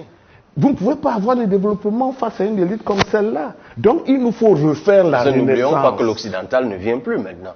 Il se fait remplacer par nous-mêmes. Mais par nous-mêmes, c'est pour ça qu'on doit faire la renaissance, exactement comme ils l'ont fait avec le monde arabe qui les a Sauf que vous colonisés. avez des contempteurs pour emprunter aux profs qui, lorsqu'ils essayent de vendre une autre vision de l'Afrique, ce sont des Africains Bien sûr. qui s'opposent à lui. D'abord. Mais Ça se c'est présente d'autres pas. Mbambok qui vont s'opposer à toi, Mbambok. Oui, mais la renaissance ne s'est pas faite facilement. Vous avez entendu Galilée, il a failli à mourir. Son ami Giordano Bruno a été brûlé. La chasse aux sorcières, l'inquisition. Mais la résistance a toujours été. Je veux dire que ce que vous voyez n'est pas fatal. C'est même parce qu'il y a ça que nous devons résister. Le deuxième principe de la thermodynamique, c'est le désordre. Le désordre, si vous ne l'arrêtez pas et vous ne mettez pas en marche une égantropie, comme on dit, vous êtes mort. Parce que c'est une loi naturelle, la mort. Une société qui ne s'éveille pas à sa vie décède. Pourquoi ils sont sur nous? Parce qu'on est un cadavre. Quand un cadavre est pourri, les mouches viennent. Et pour que les mouches ne viennent pas, il faut renaître. Pour renaître, il faut reconstruire mentalement et scientifiquement la société. D'où le travail de Cheikh Anta Diop. Parce que si Cheikh Anta Diop ne nous montrait pas ce qu'était le niveau de civilisation, farouche et d'où l'opposition farouche à Cheikh Anta Diop. Mais je vous ai fait une allusion tout à l'heure. À vous écouter, chaque Africain à sa naissance devra avoir un ouvrage de Cheikh Anta Diop. Mais si vous ne l'avez pas lu, malheureusement, vous ne pouvez rien écrire. Vous allez faire quoi? Vous n'avez pas lu Cheikh Anta Diop, vous voulez écrire quoi? Attention. Et c'est ça le drame qu'on a. Vous êtes un peu sévère. Non, non, non, je ne suis pas sévère. Je vous ai dit que soit vous répétez la connaissance des autres et vous n'êtes pas un scientifique, soit vous refaites votre propre connaissance pour être scientifique comme les Descartes, les Leibniz, etc. Ils ont refait la Renaissance pour devenir ce qu'ils sont. On va, tout à l'heure, on va constater la fin de l'émission, ce sera sur la question du savoir. Alors, Arthur, moi, je voudrais partager avec toi une anecdote qui m'a été rapportée par un enseignant qui m'a dit, ils ont atterri à Mombé, c'est une ville indienne, je crois, c'est pas 3 heures du matin, et les gens montaient, les gens descendaient, les gens s'affairaient, et l'un d'entre eux a demandé à ceux avec qui il avait voyagé, mais il est quelle heure ici? On lui a dit, on est au milieu de la nuit, et il a posé la question, mais ici on ne dort pas? Ben, on lui a répondu, ici, on ne dort pas. Il y a des équipes de nuit, il y a des équipes du jour. À Yaoundé au Cameroun, quand il a plu de surcroît, il vous est même difficile de trouver un taxi parce que les gens dorment. À 22h, 23h. Est-ce que c'est encore l'occidental? Je ne pense pas. Je ne pense pas. Je ne pense pas. Ce que j'ai retenu, enfin... On pourrait même aller plus loin. Il y a certains peuples, par exemple, pour prendre le cas du Cameroun, qui se montrent beaucoup plus entreprenants. Il y a certaines régions du Cameroun, lorsque vous y voyagez à 4h, 5h du matin, vous croisez des gens qui vont au champ. Bien sûr. Résultat des courses, il n'y a pratiquement plus de forêt là-bas, tout est cultivé. Ouais. Vous passez dans une autre région du Cameroun, vous faites 300, 400 km, il y a la forêt à gauche, il y a la forêt à droite, ils sont dans le même pays. Eh bien, je veux comprendre. Je crois que le docteur tout à l'heure a parlé d'un tableau dans ce livre qui résumait en fait les nombres d'heures. Dans la zone dont vous parlez, il y a des gens effectivement qui vont travailler 10 heures, qui vont prendre plaisir à travailler, parce qu'en fait, c'est grâce à ça qu'ils vont transformer la richesse, parce qu'on parlait de développement tout à l'heure. Et je disais, pour moi, se développer, c'est avoir la capacité de pouvoir transformer le milieu ou l'environnement dans lequel je suis, pour pouvoir me sentir mieux. Ok?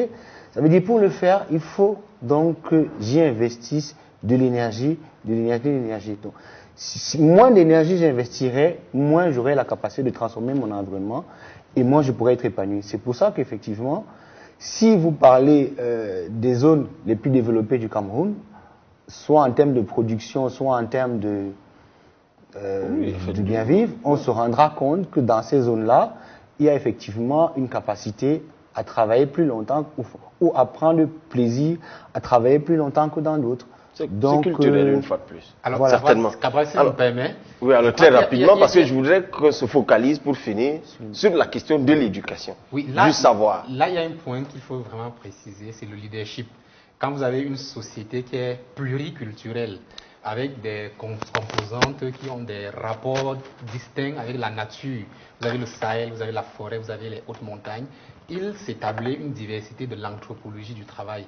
Donc tout le monde n'a pas le même rapport à la nature parce qu'ils ne rencontrent pas les mêmes difficultés lorsqu'il faut transformer la nature. Ils n'ont pas les mêmes facilités pour accéder aux ressources de la nature. Donc du coup, le travail du leadership consiste à faire une sorte d'égalisation des ressources et puis des capacités et des capacités qui vont permettre à ceux qui ont plus de capacités pour transformer leur environnement de se mettre au service de l'ensemble et donner en même temps à ceux qui, du point de vue naturel, sont dans des contextes qui les inhibent à avoir la créativité, le goût de la créativité. Si vous regardez le cas de Singapour, c'est ce qui s'est passé. À Singapour, vous avez une grande majorité de Chinois, une petite minorité de Malais et une autre petite minorité de musulmans. Et il est établi que les Chinois sont plus créatifs. Donc il a fallu que Lee Kuan Yew, le père fondateur, le père du miracle italien Singapour, travaille sur l'égalisation des capacités des différentes composantes sociologiques du pays, donne la possibilité à ceux qui sont musulmans et ceux qui sont malais de la possibilité de travailler tout autant que les autres et donne la possibilité également aux Chinois de produire sans dominer les autres. Donc, il y a un travail de leadership qu'il faut accomplir pour permettre à la société d'avoir non pas seulement le développement des ressources, mais la prospérité qui est un développement harmonieux, équilibré entre les différentes composantes. Ça nous ramène à la philosophie de Mokpasson, la mutualisation, qu'on sorte du rapport de domination. Alors, on prend juste une petite pause et on aborde la question, pour finir, ce sera la dernière ligne droite, la question de la domestication du savoir. À tout de suite. Le savoir en question. Professeur, pour se développer, quel que soit ce qu'on y met, Mokpasson n'a eu de cesse de le dire, la science, la science, la science. L'Africain et le savoir. Quelle est votre perception? Je pense qu'il est dangereux de généraliser parce que l'Afrique est un continent pluriel et immense. Parce que quand on parle de l'Afrique, c'est quoi? C'est, sur le plan géographique, 30 millions de kilomètres carrés qui inclut les États-Unis, l'Asie, c'est-à-dire la Chine, l'Inde, l'Europe et tout ça dans un seul continent. Donc, quand on parle d'Afrique, on doit faire très attention parce qu'il y a une grande variété. Mais il y a un rapport quand même que l'on remarque au savoir qui est un rapport assez effrayant aujourd'hui sur le plan négatif. Je parle de cette période-ci. Beaucoup d'Africains, malheureusement, ne pensent pas que l'investissement majeur, l'investissement central, l'investissement incontournable, c'est la connaissance. Fondamentale. Oui. Mais quand vous parlez aux familles africaines, aux parents africains, ils vont investir en dernier lieu dans tout ce qui est connaissance et savoir pour leurs enfants, mais aussi pour eux-mêmes. Parce que les enfants ne suivent que ce que font les parents. Dans une maison où les parents ne lisent rien, ne s'intéressent à rien, ne posent pas de questions, ne croyez pas que les enfants seront différents. En réalité, c'est le parent qui montre l'exemple à sa progéniture. Je dois regretter que dans un livre comme Repenser le développement à partir de l'Afrique, pour être concret, et je pense que ce n'est pas l'éditeur qui va nous démentir, il n'y a pas eu des commandes des structures, c'est-à-dire les structures qui sont supposées réfléchir sur les questions de développement, sur les questions de culture, n'ont pas passé des commandes de masse. Et je crois que c'est très grave, parce que justement ça vous montre que nous pensons que d'autres viendront réfléchir à notre place, penser aux solutions à nos problèmes, et puis nous les imposer par extraordinaire. Je dis non. Je dis qu'il n'est pas de la responsabilité. Il n'est pas de la responsabilité des autres de trouver des solutions à nos problèmes en dehors de nous-mêmes. C'est pour ça que le système scolaire, le système universitaire, doit se reformater pour faire en sorte que les apprenants acquièrent des outils pour solutionner les problèmes auxquels ils sont confrontés. Pour moi, c'est ça qui est important. Et c'est pour ça que vous voyez beaucoup de jeunes Africains qui ne s'intéressent pas aux études en Afrique. Pourquoi? Parce qu'on leur apprend tout, sauf ce qui concerne leur environnement immédiat. Ils vont être très forts pour vous parler de Constantinople, pour vous parler de Vincex Justorix, je ne sais pas trop quoi. Mais ils ne seront pas en mesure de vous dire... alimenter leurs travaux de citations étrangères. Et c'est pour ça que l'immigration est facile. Parce qu'on vous forme pour être opérationnel dans toutes les sociétés en dehors de la vôtre. Donc vous avez des gens qui sont très bons ici, parce qu'ils sont formés, ils sont formatés pour aller intervenir ailleurs. Je pense qu'il est temps. Mais vous avez bien été formé ailleurs, mais vous travaillez pour l'Afrique aujourd'hui. Je travaille pour l'Afrique, mais après... Mais vous avez reçu le même formatage. Pas du tout. Parce qu'au fur et à mesure que j'allais... Moi, j'étais à Cambridge, j'étais à London School of Economics, j'étais à toutes ces universités. Mais qu'est-ce qui est la particularité de ces universités? C'est la tradition pour améliorer la vie de son contemporain. C'est ça la tradition. Et donc, je me suis posé la question de savoir quelle est la différence entre l'université africaine et l'université en Afrique. L'université en Afrique prend de toutes les influences, y compris les plus déstabilisatrices. Mais elle est une université en Afrique parce qu'elle est géographiquement située sur le continent. Cette université peut faire du bon et peut faire du mauvais. Mais l'université africaine travaille pour améliorer le socle africain de civilisation et l'adapter au monde d'aujourd'hui pour projeter l'Afrique dans l'avenir. Pour moi, c'est ça l'université africaine. Et donc, j'ai réfléchi sur tout ça. Je me suis dit, on ne peut pas s'en sortir si on compte sur les autres pour faire ce qu'on doit faire. Mais prof, la situation est d'autant plus grave. Et j'interpelle l'enseignant que vous êtes, parce que je rappelle encore que vous êtes professeur titulaire des universités, chef de département à l'Institut de relations internationales du Cameroun et actuellement secrétaire général de l'Université de Yaoundé 1, l'université phare au Cameroun. Alors, les recherches, et c'est ce que Mbok Basson essaie de dire, et je suis sûr qu'il va le redire tout à l'heure, il faut complètement réorienter la recherche scientifique aujourd'hui. La ramener à nos civilisations. Mais vous allez donc faire cette recherche comment lorsque celui qui doit vous diriger a été formaté en France, par exemple? Non, ce n'est pas le fait qu'il ait été formaté en France.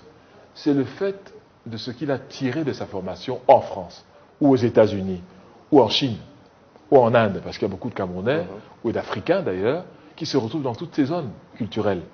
La question, c'est qu'est-ce que vous avez tiré de votre séjour là-bas par rapport au savoir? C'est ça la question. Et dans toutes ces civilisations, il y a un rapport au savoir. Ce rapport au savoir chez nous a été coupé avec nous-mêmes. On a tenté de substituer notre savoir endogène et homogène. On y a substitué autre chose qui n'a rien à voir avec nous.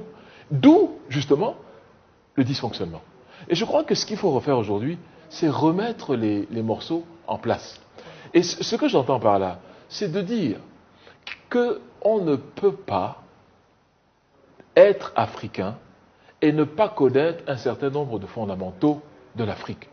Or, la plupart des grands Africains sont à la peine de vous parler de l'Afrique. C'est très grave. C'est très grave parce que, en réalité, c'est des imposteurs. Parce que quand ils arrivent devant un public non africain, on pense qu'on a affaire à des Africains, mais en fait, ce n'est pas des Africains, dans le sens culturel du terme. Et ils se prévalent d'ailleurs du fait d'en savoir moins sur l'Afrique comme quelque chose dont ils doivent être fiers. Ce qui est naturellement, je dirais, une abomination. Parce que la raison pour laquelle on vous fait venir, c'est quand même pour apporter votre spécificité. La mondialisation, c'est quoi? C'est justement cette capacité justement de sublimer la diversité, de laquelle nous nous enrichissons tous. Mais si nous devons copier ce qui se fait ailleurs, en disant que c'est le meilleur, et nous-mêmes ce que nous avons apporté n'est rien, nous avons un problème sérieux.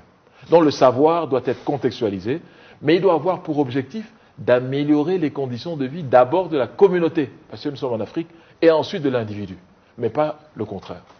Alors, Mbok Basson, vous êtes juriste de formation? Non, je suis géologue. Non, vous êtes géologue. Pourtant, vous êtes auteur de cet ouvrage. La théorie du droit en Afrique, concept, objet, méthode et portée. Moi, je l'ai commandé parce que je suis juriste de formation. Je me suis dit, ben, tiens, s'il y a un ouvrage sur la théorie du droit en Afrique, ben, moi, je vais me le procurer. J'avoue que je ne l'ai pas encore entièrement lu. Mais je vous pose la question, j'ai eu envie de vous la poser depuis. Qu'est-ce qui vous a motivé? Et c'est dans le prolongement de la question que j'ai posée au prof tout à l'heure.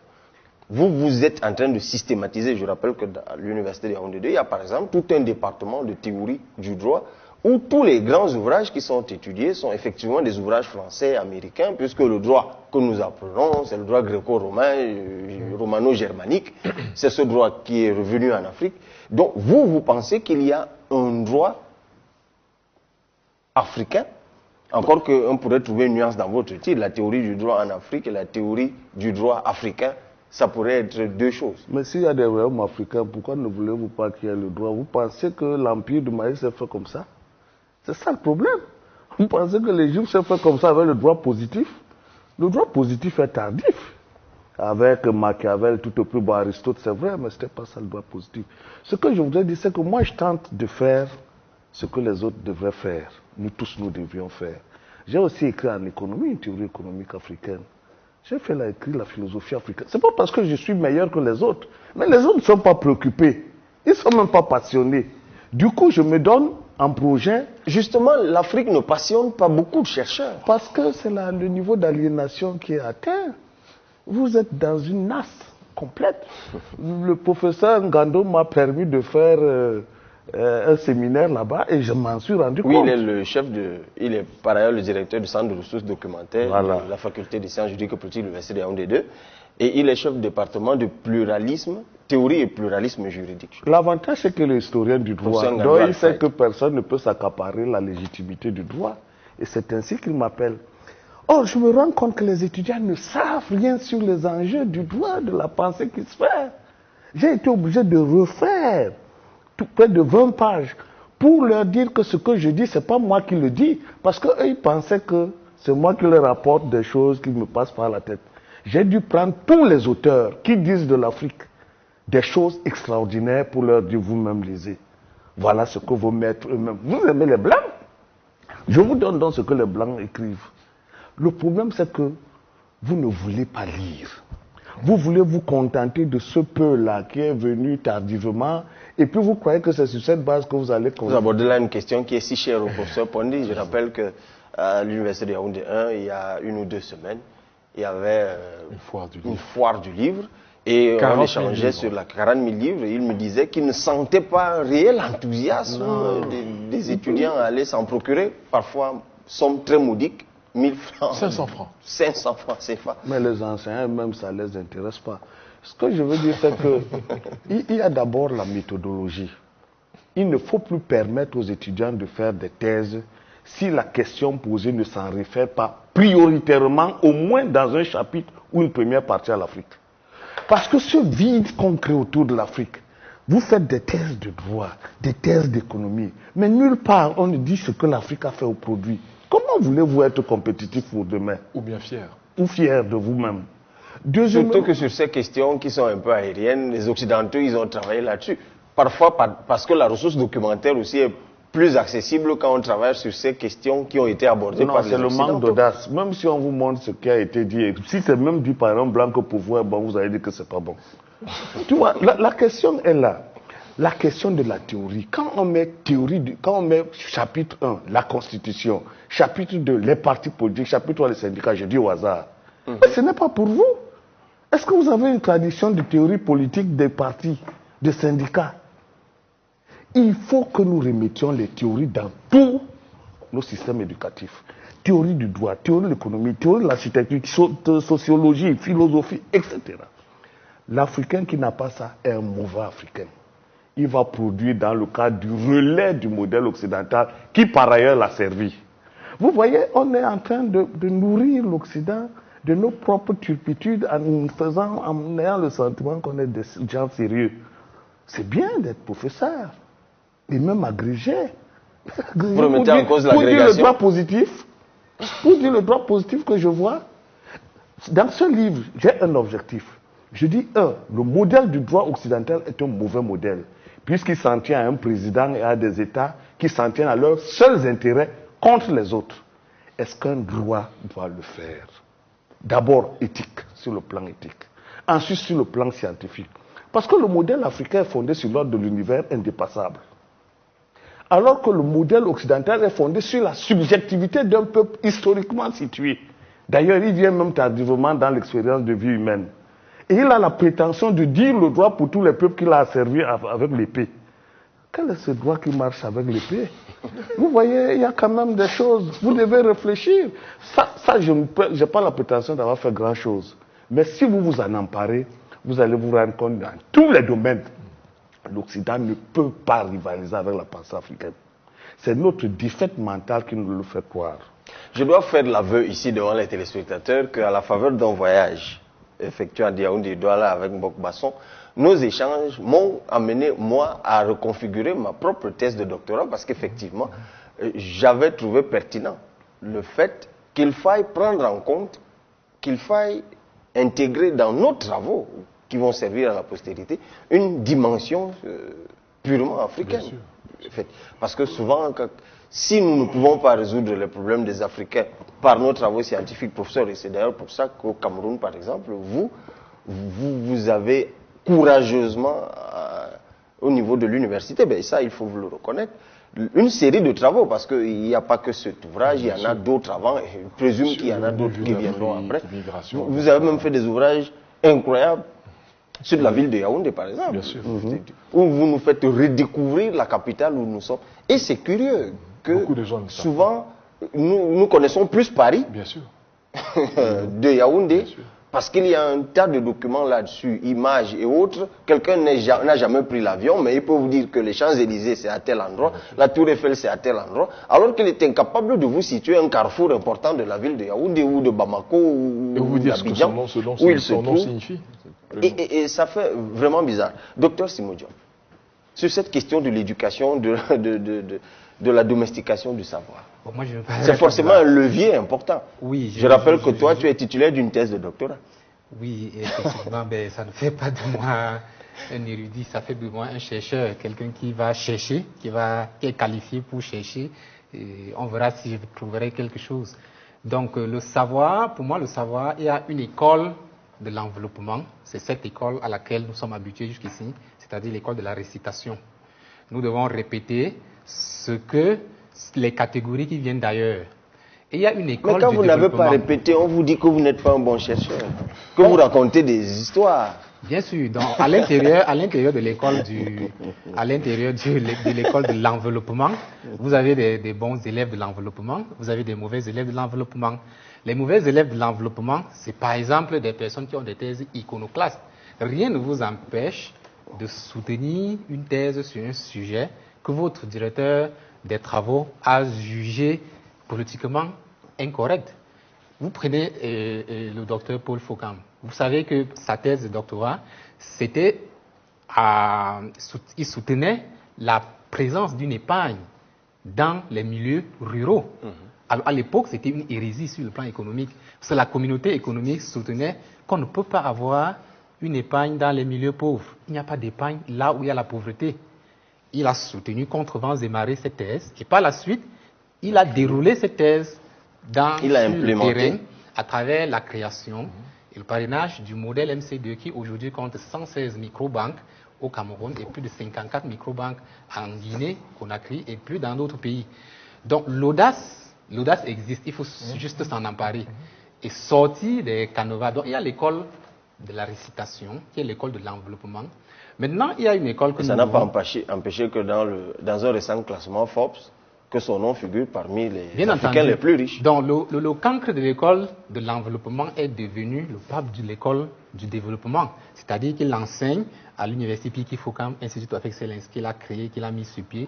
Il enseigne l'école du questionnement.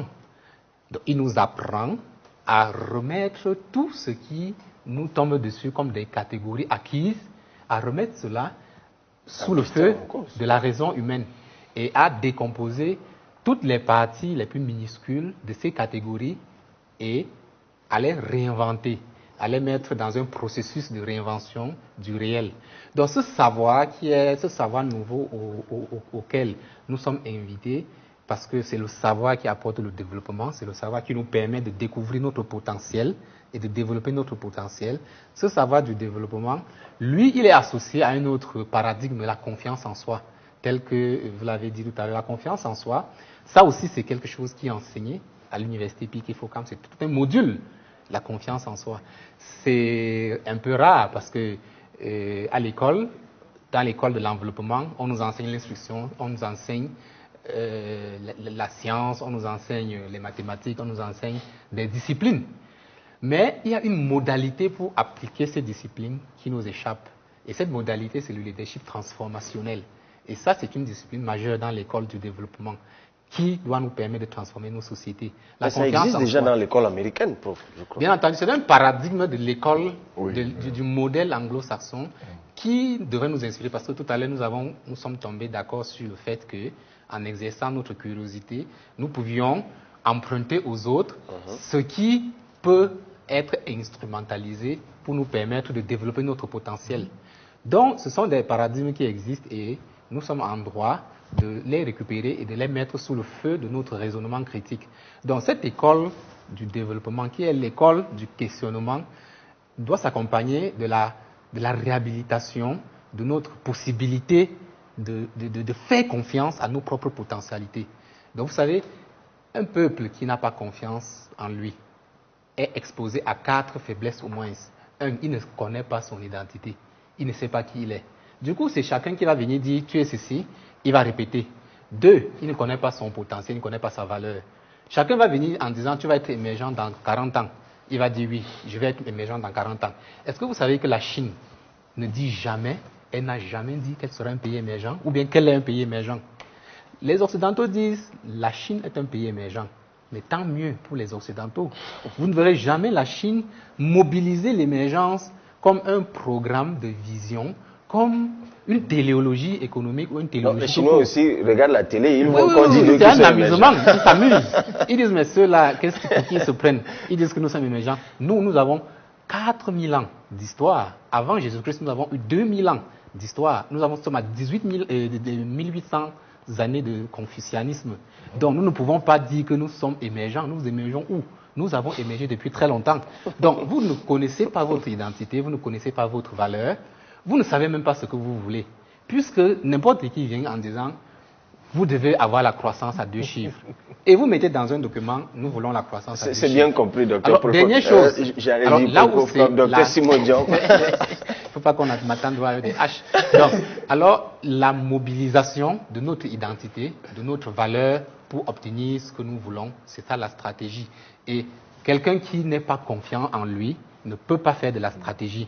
Et dans le haut niveau de la stratégie, il y a possibilité d'instrumentaliser même ce qui est une arme contre vous. En tout cas, tout autour de cette table, il n'y a pas un seul, en dehors de moi, qui n'ait pas confiance en lui. Ça se voit quand je vous écoute. Alors, Arthur, je présume que Aphrodite s'est aligné à cette philosophie. Promouvoir la littérature africaine. Peut-être que cet ouvrage-ci de Mokbasson aurait pu ou peut être réédité à Aphrodite, par exemple. Oui, déjà, je déplore que j'ai pu laisser un auteur aussi prolifique aller aussi loin Aphrodite. Mais j'espère qu'en sortant d'ici, cette erreur sera corrigée. Mais vous avez effectivement le constaté, Aphrodite s'est effectivement mise dans la logique de pouvoir servir de véhicule pour la promotion de cette pensée-là, pour la promotion du savoir africain. La promotion de la pensée de renaissance africaine. La pensée africaine. Renaissance, si on veut. Mais vraiment, de la pensée africaine. Parce que tout ce que vous écoutez là, c'est ce que le jeune Africain doit être capable de savoir. Mais derrière, ils vont beau écrire, le professeur Pondier tout à l'heure, nous regrettons le fait que les décideurs eux-mêmes n'aient pas été capables de commander ces livres en grande quantité. Pourquoi? Parce que c'est bien beau de mettre le savoir, comme il a dit, dans une boîte noire, ou bien de matérialiser ce savoir-là, mais il faut également qu'il soit consommé. Tant qu'il ne sera pas consommé, tant que toute cette pensée, toute cette littérature africaine ne sera pas consommée par les Africains, vraiment pour ma part, ce sera du travail à perte. Je peux aller un peu plus loin, parce que si on prend le domaine de l'éducation locale, par exemple au Cameroun, si vous regardez les contenus de l'éducation africaine, je prendrai l'exemple du Cameroun, les principales disciplines ou les principaux éléments qui sont présents dans les livres ne sont en rien tirés dans l'environnement dans lequel on évolue. Donc, la finalité voudrait que celui qui l'élève... C'est vrai qu'en fouillant le livre d'un de mes neveux, oui. on présentait la fougère, et puis on a mis, je crois, fougère ou c'est de Panama. Exactement. Comme c'est comme si il n'y a pas de fougère au Cameroun. Elle pousse à Douala, elle pousse en Konjok. Mais mettez la fougère de mon atelier, et puis l'enfant Exactement. de Ngormapoubi ou ou des écarts, et puis l'enfant saura que c'est la fougère de chez moi, mais quand vous mettez fougère de Panama... Donc c'est ça. Donc pour moi, je pense que il y a vraiment, et ça c'est un combat que nous avons fait nôtre, il y a ce combat véritablement déjà de pouvoir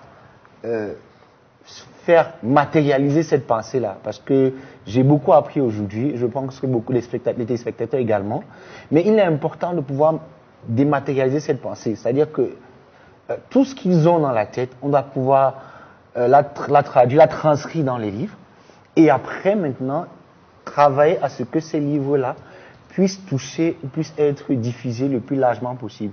Il n'y a que comme ça que nous pourrons garantir que le savoir, la confiance en soi, le travail, pourra atteindre la cible que nous sommes en train de viser. Oui, professeur. Merci beaucoup.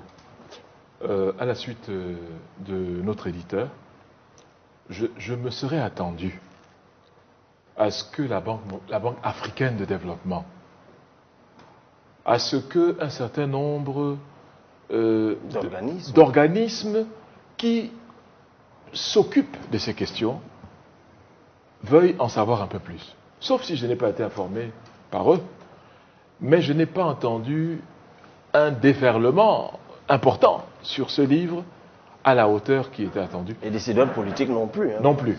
Alors ça veut dire que soit nous sommes d'accord qu'il faut investir dans la connaissance. Parce que quand vous regardez les budgets qui sont par ailleurs débloqués dans les pays que nous considérons comme les pays du Nord, c'est des budgets immenses pour acquérir du savoir. Ce n'est pas quelque chose qui se fait comme ça de manière anodine. Pour moi, la plus grande maladie de l'Afrique aujourd'hui, ce n'est pas le sida, qui est une maladie dont il faut s'occuper sérieusement. Ce n'est pas la tuberculose, qui aussi mérite des attentions. Ce n'est pas le paludisme, dont on nous a dit qu'il tuait le maximum d'Africains. Pour moi, la plus grande maladie de l'Afrique aujourd'hui, c'est l'ignorance. Parce que l'ignorance démultiplie toutes les autres maladies. Quand vous êtes ignorant de vous-même, ignorant des autres, eh bien, vous ne pouvez qu'être en très mauvaise posture. J'en appelle aux autorités, j'en appelle aux structures, mais j'en appelle surtout aux individus africains de se constituer des bibliothèques familiales, des bibliothèques communautaires, des bibliothèques municipales, des bibliothèques villageoises, partout où le combat de la connaissance doit être le leitmotiv pour ce siècle qui commence. Si nous sortons de là... La connaissance africaine. La connaissance africaine d'abord, mais aussi la connaissance des autres. Évidemment. Parce que la connaissance africaine en elle-même, ça ne veut rien dire. Nous ne vivons pas en autarcie. L'Afrique est même l'enjeu majeur du XXIe siècle. Si nous ne connaissons pas pourquoi nous sommes l'enjeu, alors nous sommes en danger. Je suis pour le dialogue des cultures mondiales. Je suis pour la connaissance et l'ouverture des cultures, mais pas à notre détriment. Je suis pour un enrichissement mutuel, mais avec le respect de chaque civilisation, chacune pour l'autre, et non pas pour la domination ou le projet de domination de l'une contre l'autre. Voilà ce que je tenais à dire. C'est d'ailleurs, ce sera votre mot de fin, professeur, cet appel que vous avez lancé. Docteur Simodium, en 30 secondes. Oui, le mot de fin, c'est... Alors, le livre que vous avez présenté en deuxième position, Ici l'Afrique se réveillait, que j'ai lu, hein, très bon livre. Alors, ceux qui ont lu, comme moi, ont été certainement frappés de ce que l'auteur fait attention aux mots qu'il utilise. Les mots qu'il utilise pèsent considérablement pour qu'il sache quel mot utiliser. Donc, c'est un autre enjeu du développement de l'Afrique par les Africains. Éviter les stigmates, éviter les clichés, éviter les stéréotypes. Bon, c'est des mots que moi-même, j'ai pris l'habitude de ne plus prononcer. Alors, dans cette circonstance, je voudrais quand même rappeler ces mots par lesquels notre confiance en soi est dégradée chaque jour et qui nous empêchent de découvrir notre propre potentiel et de le développer. Il s'agit des expressions telles que le continent noir, l'Afrique noire, le monde noir. Ça, c'est des entreprises linguistiques de dégradation de notre estime de soi. Donc la science du développement doit se débarrasser de ces catégories et présenter l'Africain de la façon la plus améliorative qui soit. Merci beaucoup. Momo Bokbasson. Je vais terminer par ce On attend les publications, la boîte noire. Tu as dit dans quelques mois. Oui, le texte sacré. Le texte sacré. Bien sûr. Je vais prendre la définition pour terminer de l'Afrique. Connaître grand C, au sens où Edgar Morin l'entend, c'est comprendre l'ordre de l'univers et agir en toute connaissance de cause en fonction de cet ordre. Les deux sont importants. L'Occident sait, scientifiquement, il ne connaît pas l'ordre de l'univers et il n'est pas capable d'agir en connaissance de cause. C'est la seule définition de la connaissance qui puisse exister que l'Afrique, les maîtres de la connaissance, ont donné. De toute façon, les écrits sacrés actuels, vous les publierez. Ça, c'est certain. Nous l'attendons. Les téléspectateurs sont témoins. C'est clair, c'est clair. Connaître l'ordre de l'Afrique et agir l'ordre de l'univers. L'ordre de l'univers. Et agir conformément à cet ordre. Et agir conformément à cet ordre. Voilà la définition de l'Afrique par ceux qui sont en train de la repenser et de lui constituer un socle scientifique. C'est ça. Merci à tous les quatre d'être venus. Merci à vous, professeur Jean-Manuel Pondy, dont, tout le plaisir était pour moi. entre autres ouvrages, Repenser le développement à partir de l'Afrique. Cet ouvrage collectif dont vous avez été le directeur des travaux de plus de 500 pages, 22 contributions. Peut-être que maintenant les commandes peuvent être faites. C'est très important. Moi, je l'ai lu avec beaucoup de passion. Et ça permet vraiment de comprendre l'Afrique sous plusieurs angles. Et si l'Afrique se réveillait, un ouvrage qui m'a aidé à préparer cette émission également, du docteur Paul Fokam Kamounié, Afrédite, dont le docteur Simodjon parlait tout à l'heure, qui donne les clés de réveil de l'Afrique. Et puis, cet ouvrage de systématisation du droit africain, c'est très courageux, c'est audacieux, mais comme il l'a dit lui-même, il montre la voie. Voilà ce qu'il faut faire désormais, que les universités se mettent au travail de l'Afrique pour servir l'Afrique et pour que l'Afrique se développe. En tout cas, c'est ce que nous avons essayé de faire à Vox Africa et dans Vox Live. Pour une autre problématique, donnons-nous rendez-vous très prochainement.